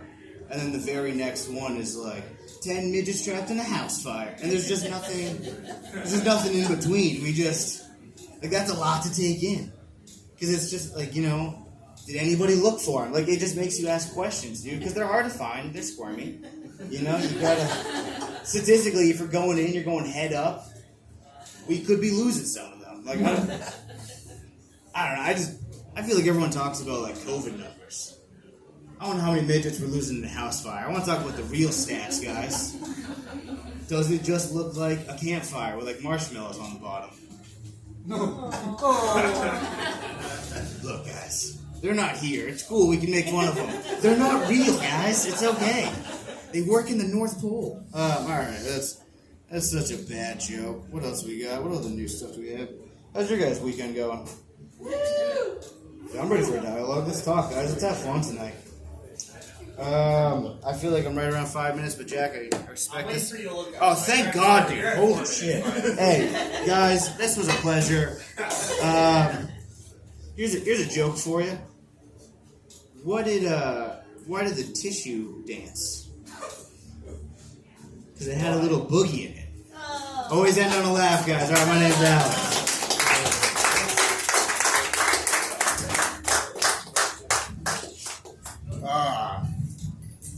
I wish we had HR so I could complain about workplace sexual harassment. Alex Temple, ladies and gentlemen. Let's give it up for a moment. Rick's coming up to the mic. He's been doing this for a couple months now. I like him. He's really funny. The one and only Carlo Rojas, ladies and gentlemen. Hey, what's up, everybody? I haven't done this for a couple weeks. I had family come and visit for a week. Then I needed a week to recover. It was a lot, and I know some people ask me, like, where you been? I don't like that question, because I feel like it has something to do with, like, the shooting that happened at Bowdoin College. I'm like, hang on, it has nothing to do with that. But I feel like when I heard that news, because I live over by Orr's Island, I'm like, that's a little too close to home. I feel like I'm bringing that up. I'm new to Maine, and I'm from New York City. And, like, having my family here, it just brought up all these feelings, I left all that stuff behind, man. I'm trying to just live a nice, peaceful life in Maine. And it's just little things. Like, there was just some obnoxious. I brought them to the Brunswick Farmers Market. And, like, there's just little comments. They're like, oh, they take our credit cards here. Like, we're visiting Canada in the 90s. Like, what do you... Yes, we don't have to exchange things here, like seashells or wampum for food. But my family's nice, and my cousin, she's close to my sister's age. She brought her son, so I'm kind of the uncle, even though, what is he, my second cousin, I guess? But he's so cute. He's only 4.5, and like he's learning, he's picking up language, and it makes me proud because he's like he's from New York City, but like way different from when we grew up in New York City. So he's got like private education, he's got nannies and stuff like that, but like he's still got a little bit of it in him. So when he came up here, like I noticed some of the things, like he's got like a phrase that he says every 2 seconds. He's like, okay, Tio Carlo, let me tell you something. The birds, they come here in the summer. I'm like, okay. He's like, okay, but let me tell you something. Everything's like that. I love that. And that feels like New York to me. It makes me comfortable. One thing that like I'm transitioning here, it's like, it's definitely a white state, and I'm so used to the, like, the racist shit in New York City that comes out everyone's mouth. Like it's kind of like I think when people say they're not racist, I'm like, all right, that's nice.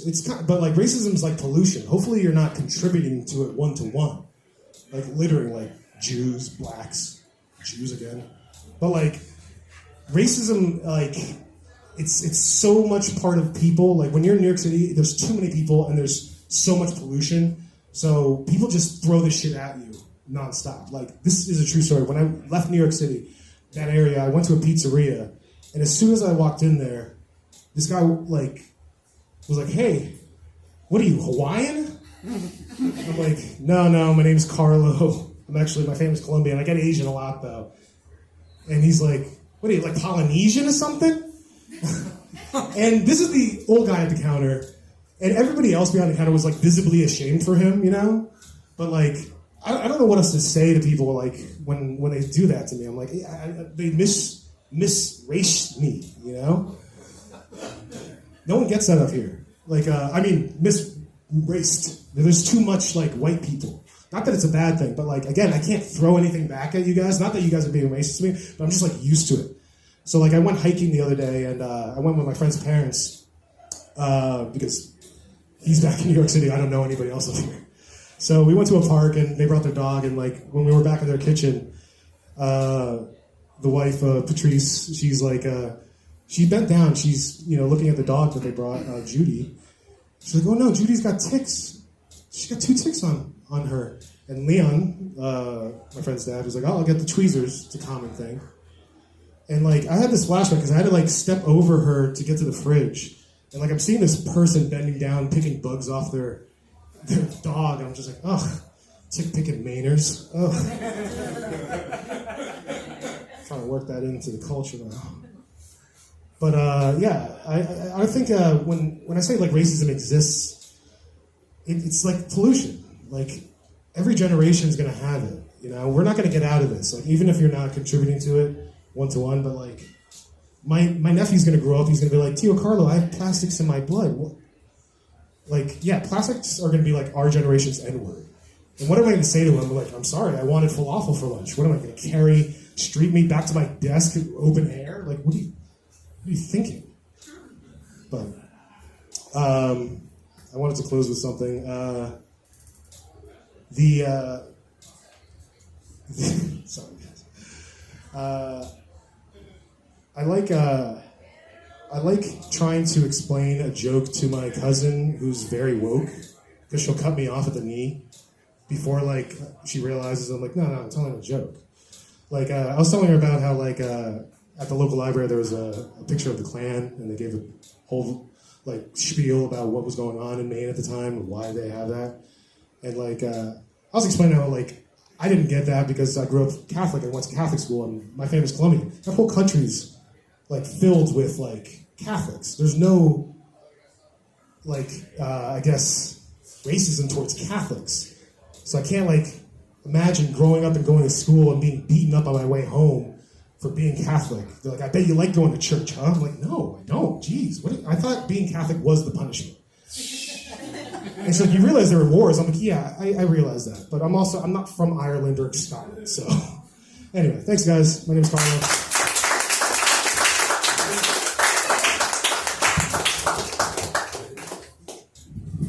Very funny Native American Steve Carell, ladies and gentlemen.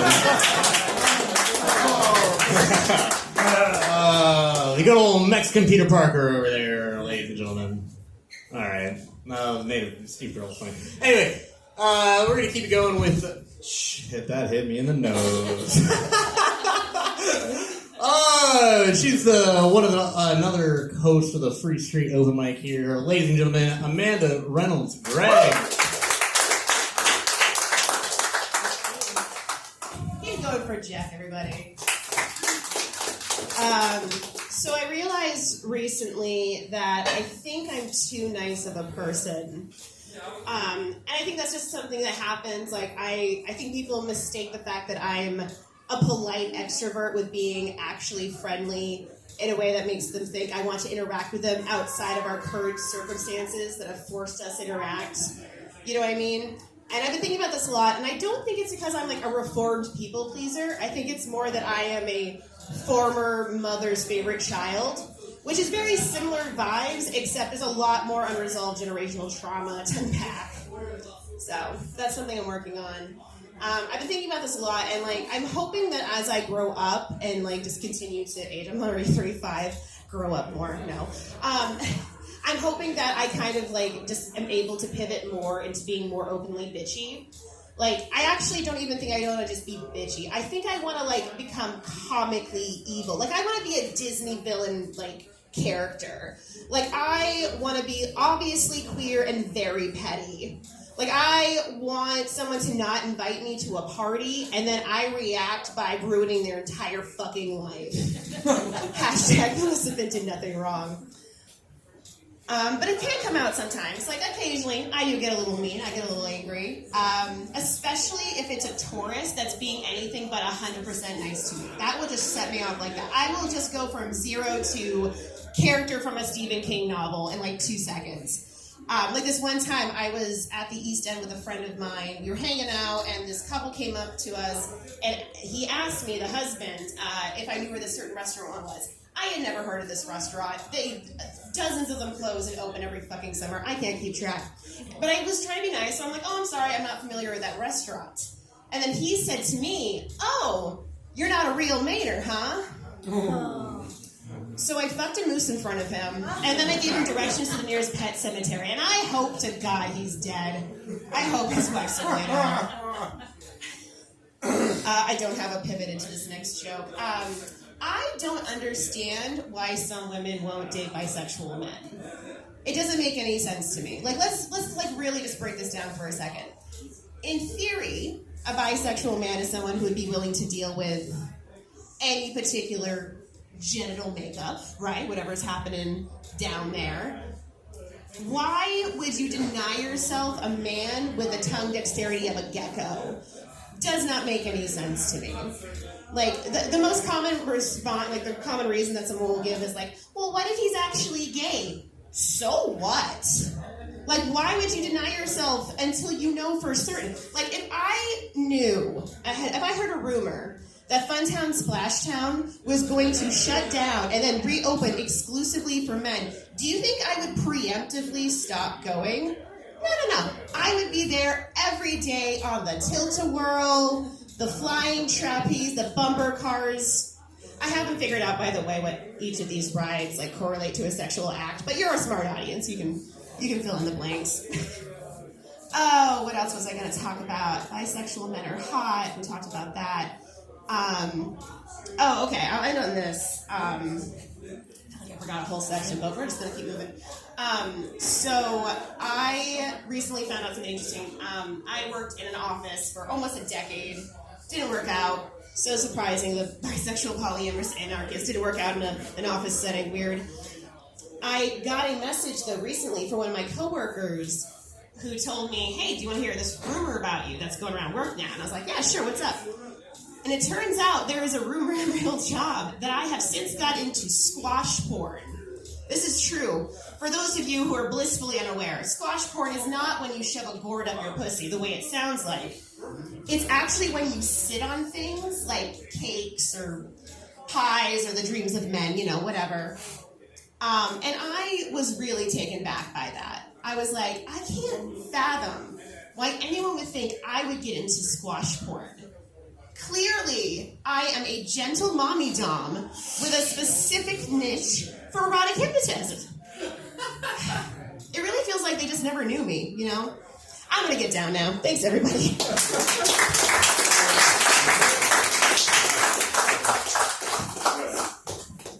Oh, that's funny. I like that. I've been trying to get her to squash my face for a while, though. It hasn't been working out for me. That might be why, though. I've been taking the wrong approach.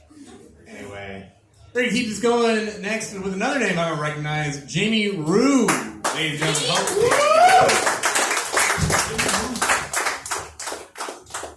Thank you. Give it up for your host. looks like a caveless man.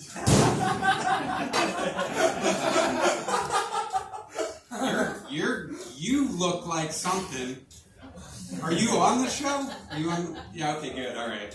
Because I figured you were just a guy who goes to comedy shows to get talked about. Yeah. But I have nothing to say. I'm at Hannaford. I go to Hannaford all the time. We all do, right? But I go to like every day. Whole Foods. No, you don't. We all go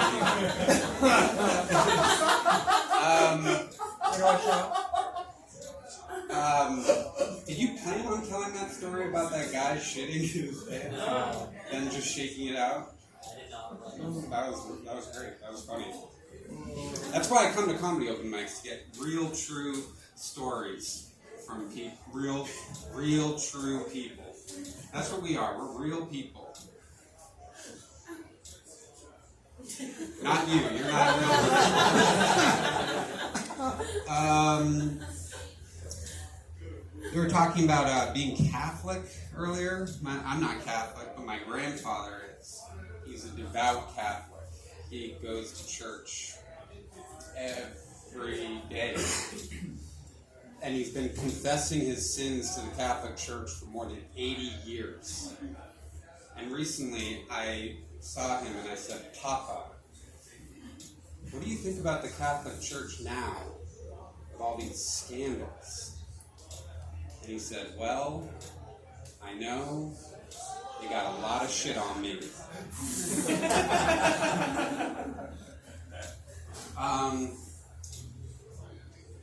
I work with crazy people. Well, we don't call them that. We call them clients. And I recently had a client the other day talking about how he was in this manic episode and he got really into guns.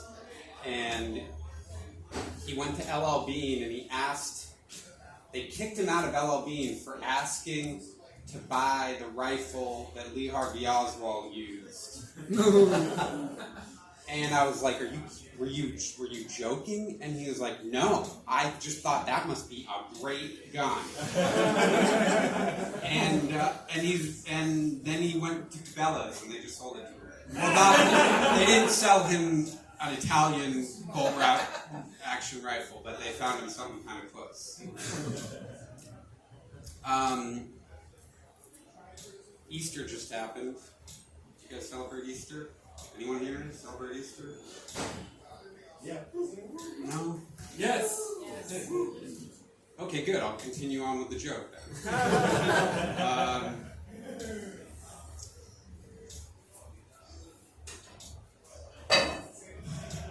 No, I don't want to do that.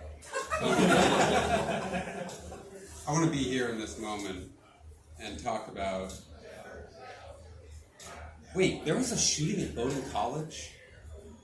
Did you say there was a shooting at Bowdoin College? There was like 4 people died and shit. What the what? Yeah, real shit. At Bowdoin College? No, it was Bowdoin. I don't know. It's nearby. Oh, Bowdoin. Okay. Yeah. All right, good. Let's clear this up. That's Bowdoin, the town. And then they got shot on 295. There was a shooting on 295. Yeah, I know because I had an appointment in South Portland, and I went around that section.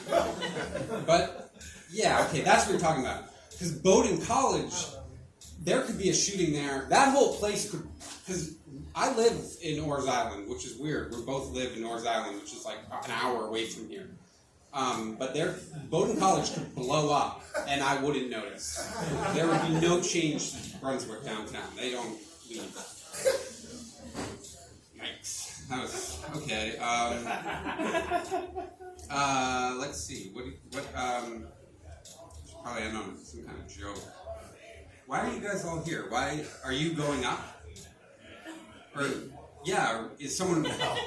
We were just here to watch. You guys all were just like, we're gonna go to an open mic comedy show as a group. Yeah. That's awesome. Yeah.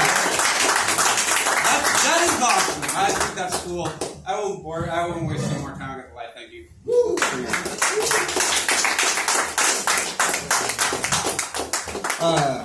Jimmy Roo, ladies and gentlemen.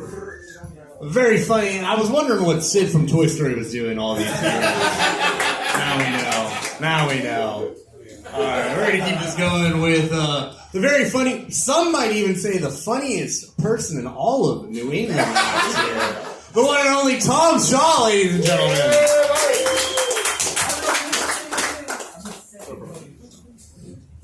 Yo, how's it going? Appreciate you guys sticking around. This is awesome. He's right, I am the funniest comic in New England. The competition I won was called New England's Funniest Comic, so it has to be true. Like, you know how, like, the University of New England's the best college in New England? It's kind of like that.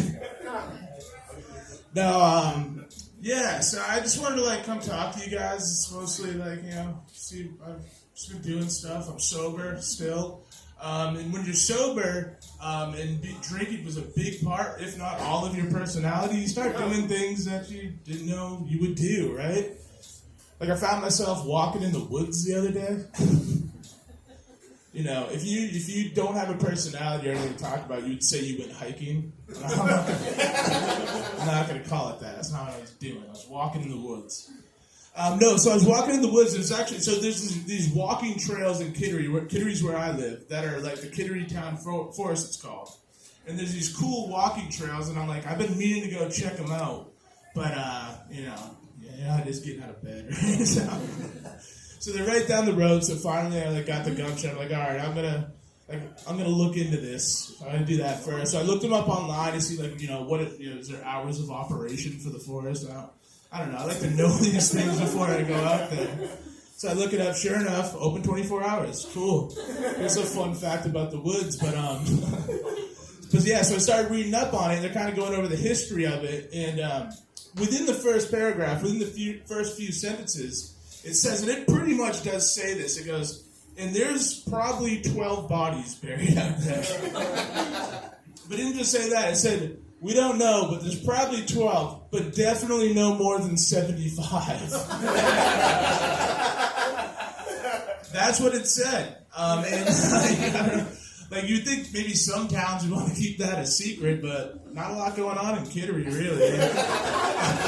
Unless you go into the trading post to buy guns and shovels to bury more bodies. I don't know what you're doing over there. But yeah, so oddly enough, that part made me want to go check it out, you know, more. Like, I was like, all right, I actually do want to go out there now. Maybe I'll get possessed and need to change of pace, right? So yeah, so I'm going to like check it out, and I get out there, and like it's like, all right, it's cool, but I didn't get possessed, and it's like it's a gray, like drizzly day. It's like no one's really out there, but I'm vibing with it because I'm in a spooky mood. You know, Evil Dead's coming out this week. It's our last night, so I'm out there, and I try to post a video, like being a loser, being like, so I'm out in the woods and I'm walking around. So I did post it, but I fucked it up because I'm bad with technology. So I'm on my phone trying to fix it, and like I said, it's pretty rainy. No one's out. It's cold. But this one lady was out there, right? And she snuck up on me, kind of like not on purpose, but so I'm on my phone, and I was like, she jumped me. I was like, whoa. She was like, oh yeah, I was trying not to jump you. And I just go, there's bodies out here. Because I'm so stoked about the fact that this is like a haunted forest. She goes, Jesus Christ, don't tell me that. And I go, oh, calm down, lady. Like, I'm not trying to like add any more or anything. And I was like, I did say to her, I go, no, don't worry, I haven't seen anything. That's what I said, yeah. I haven't seen anything. Well, I don't fucking know. Yeah, basically this whole story is just to tell you guys that I'm weird, and this is how I have to fucking live. Yeah, so I'm obviously still single, that's how that goes. Yeah, and like, I'm like, you know, I was doing like online dating, I still do it, but like, you know, it's not successful for me. But I'm thinking, I'm just really hoping like you know, just like VR gets better, right?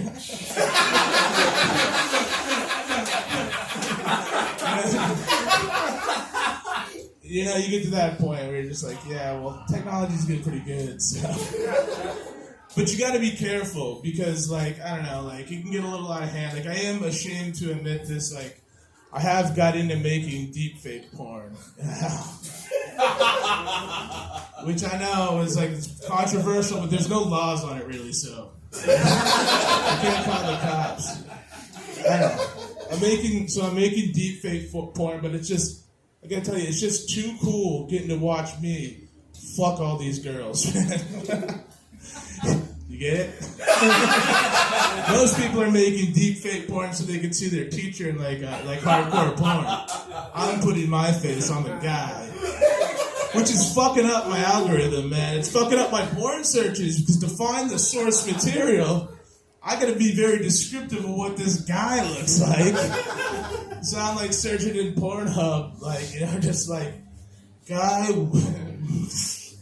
man in 30s with dad bod that dresses like he's in 8th grade. Has low self-esteem but pursues a passion that's constantly filled with rejection, who is a good guy, throats chick or something.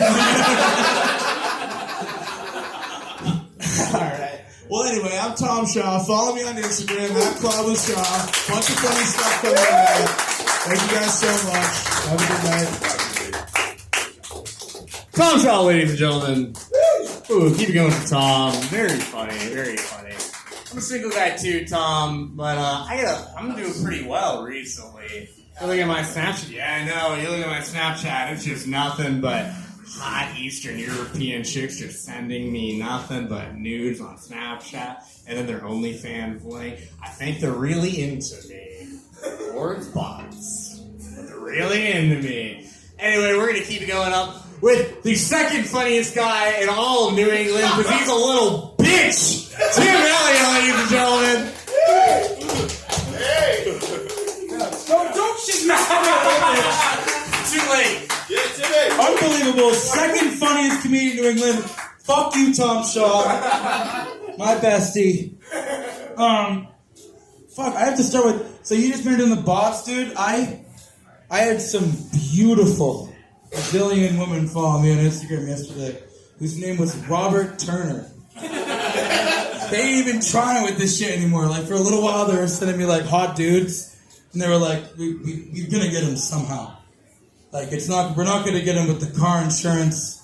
We're not gonna get him with the spam calls about buying his house. He'll never own a home. Maybe Robert Turner, who looks like Adam Levine, can do it. And if that doesn't work, we'll do the Robert Turner who looks like Mia Khalifa. All right.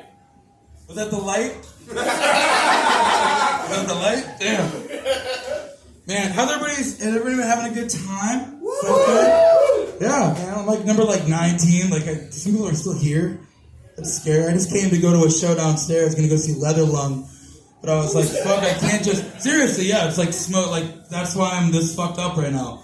Like, I'm here to go see a metal band downstairs, but I can't just, not go to the mic. I'm the second funniest comedian in the world. You know? It's a high honor. It didn't even get me booked for the shows at the Porthole. You know, I'm just hanging out. No, I had a couple weird weeks. I've had a weird time. Last week my mom called me. She told me it was time to get rid of my dad's ashes. He was just taking up a lot of counter space. She needs more room for her Hummels. But she called me very Jewishly. She was like, Timmy, we just gotta get rid of these ashes. And I'm like, we're Irish Catholic, Mom. Oh, it's anti-Semitic. But I had to go see my family. We were gonna go down to Onset, Mass, where I'm from. We're gonna go see the family, and I gotta see my sister. I have a QAnon sister right now. We got any QAnon people in the crowd? Woo! Yeah? We do? Well, that's weird. I'm gay. Don't kill me. But no, me and my sister were both going through this weird Q phase, and her Q phase is before Anon, and mine is after LGBT. So we don't get along as well as we used to. And my little brothers too. My little brothers are both twins. I'm one of 7. There's a whole bunch of me. We all sound like this. We all look like this. I'm the funny one. And my little brothers, They're twins, and one of them is fucking Trump-publican, man. He's like 18 years old. He's like, no, Joe Biden, do your own research about everything. And the other one's like liberal facts. He would have been a Bernie bro, but you know, Bernie's gonna die soon. We gotta find a new one. Some people would call that a family divide, but it's like a social experiment. They're twins. You know, I'm like, yeah, you got the boosters, right? What's gonna happen to the other one? But they both they work in construction, listen to the podcast and shit. You guys know Jordan Peterson? Yeah? That shit's fucked up. I don't have any jokes about it, but it's really fucked up. Anyways, I'm gonna get off stage. My animals are dead. Second funniest comedian in New England. Second funniest comedian in all of New England. Yeah, I'm gonna get Trump downstairs.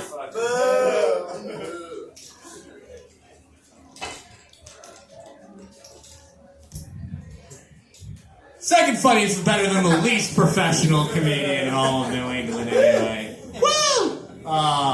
Tim Elliott. He looks like he got rejected from joining Pantera. No! Man, I love Timmy because anytime I meet another guy with a lisp, I'm like, fuck yeah, this guy knows, he's been through some shit, dude. Man, it's got any speech impediment where you can't pronounce it. Fuck the guy who put an S in lisp. I would have burned that guy at the stake, dude. I hate him. Anyway, this next guy, I don't hate. His name is Marshall Thayer, ladies and gentlemen. Let's keep it going.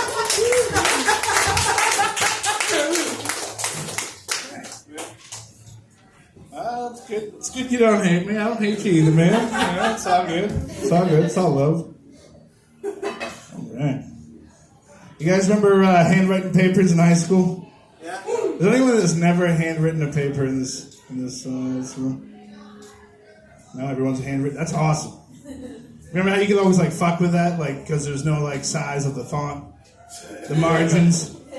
You could just make the margins whatever you want, make the font as big as you want. I always written in cursive and really stretch that shit out. That's how I always get my papers done, you know. All right, not a lot of people write papers. All right.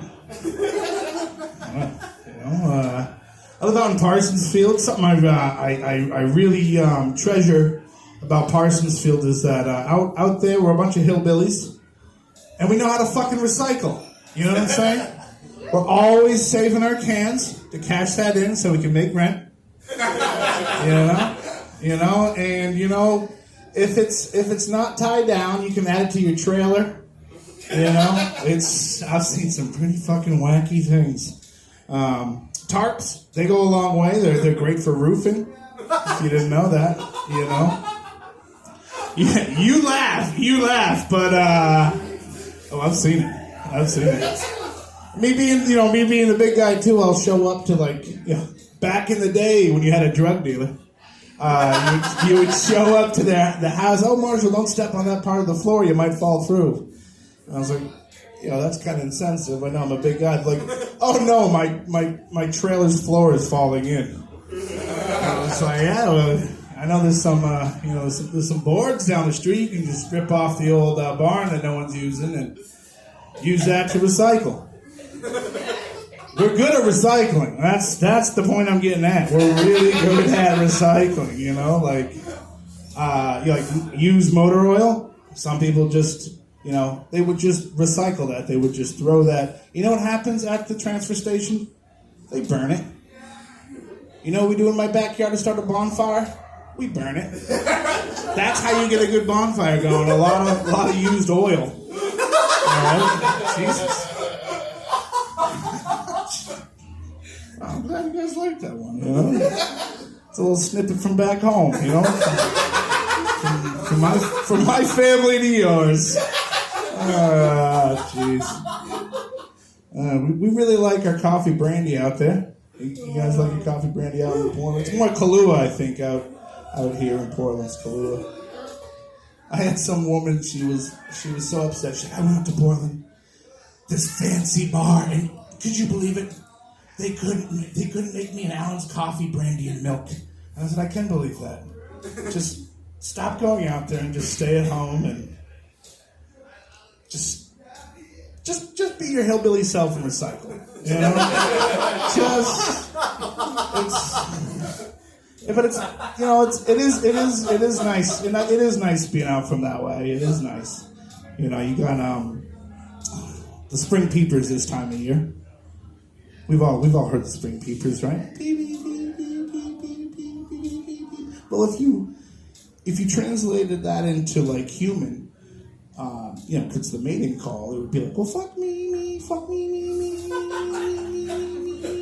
And you know, I've tried that at the bar myself, just to see what happens. But I usually just get a bunch of bullfrogs, and it's just like, oh, fuck you. I'm like, shit, there's no Tim ran away right now. Tim cracks me up, man. I'd probably fuck Tim a little bit, you know. Things get a little wild around the bonfire with all those oil fumes burning. You never know. That was my 5 minutes. You got one more. Oh, I got one more. All right. Yeah. Before I started doing comedy, I don't know. You can believe it. You don't have to believe it. It's true though. I was the Purple Ranger of the Mighty Morphin Power Rangers. They don't show you a lot because, you know, morphin time, I'd just be smoking a bong. You know, and it's not really PG. That's not good for the kids. So I got cut, but I was the original Purple Ranger. So yeah, just take that one in your note. I'll be signing autographs like the Purple Ranger. All right, guys, that's my time. Thank you. My name's Marshall Taylor.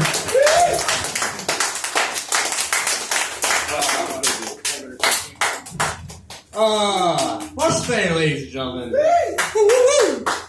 Yeah, he looks like Big J Maine Okerson. He looks like Chum Lee Maine Okerson. Man, I wish there was another celebrity that had the same name as a town in Maine so I could do 3 jokes. I'm not that good at this shit, though. Anyway, we're going to keep this going with the very last and very funny. Some people say he's a baby face. I think he's in, but he named himself conveniently after a heel. The one and only Achilles, ladies and gentlemen.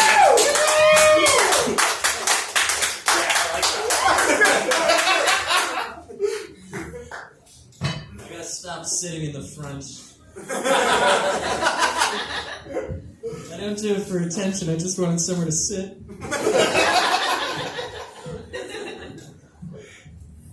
Okay. We can address it. I look like I definitely made my living selling ashtrays to teachers' lounges. I'm the spitting image of a lot of guys who have been dead for about 15 years.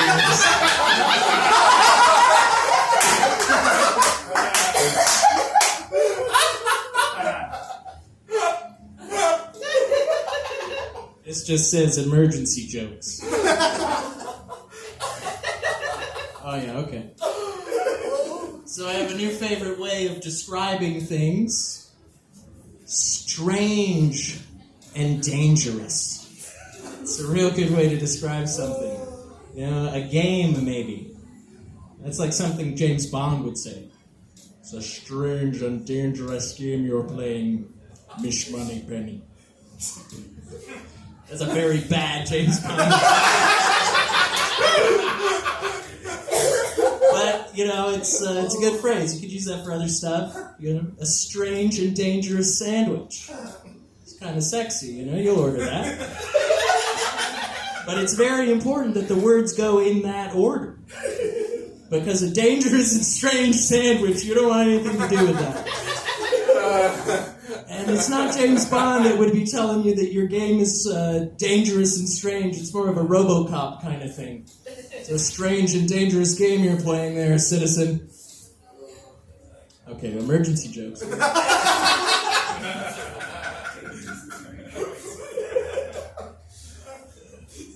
Alright. So, we've been having a lot of national tragedies lately. The last 25 or so years, I'd say. We have one every couple of weeks. But, there is some good news. We've had a whole bunch of shootings, and a cult hasn't been responsible for any of them. So, we really got that problem solved. Remember, that was like a big deal. You had to be worried about cults. I thought for my whole life that I was at a really big risk of joining a cult.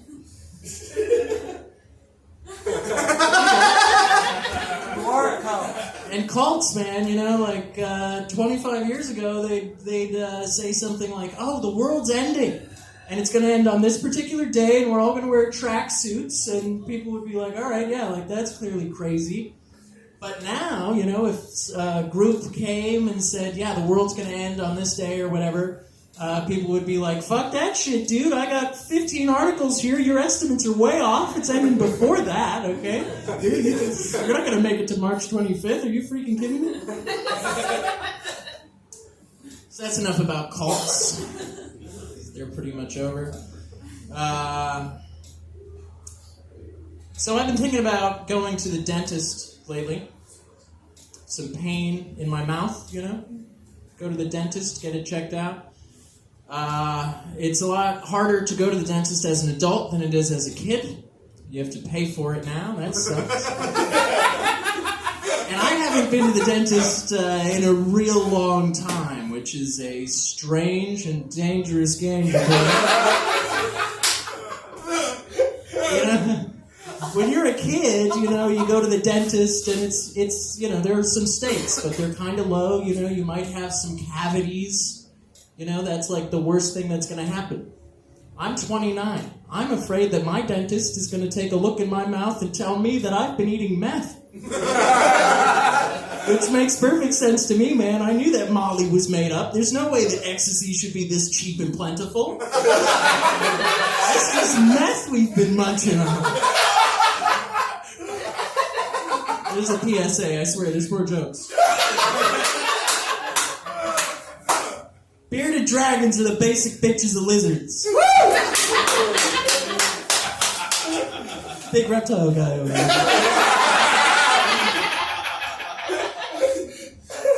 But what's cool about bearded dragon society is that they're all about laying out in the sun, and their hierarchies are based on who can get the best and highest ledges to lay out on. And I think as humans, there's a lot that we can learn there. If you want to get laid, just lay out in the sun. I have one more for you, okay? I've been thinking about this. Banks. They store two things. Money or sperm. That's it. We don't keep anything else in a bank. Rivers have banks, but we don't keep anything in there. I've been Achilles. Give it up for Loosey Street. We're open mic. Achilles, ladies and gentlemen, you've never heard of a blood bank. You guys have been great, especially y'all for not going to the metal show. Give it up for the audience members. Give it up for yourselves. And I'm going to go watch the metal show now. That's been the Free Street Open Mic. Thank you guys so much for sticking around. Good night.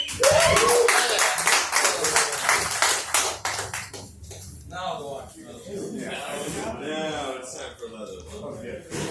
Now it's time for leather love. Now it's time.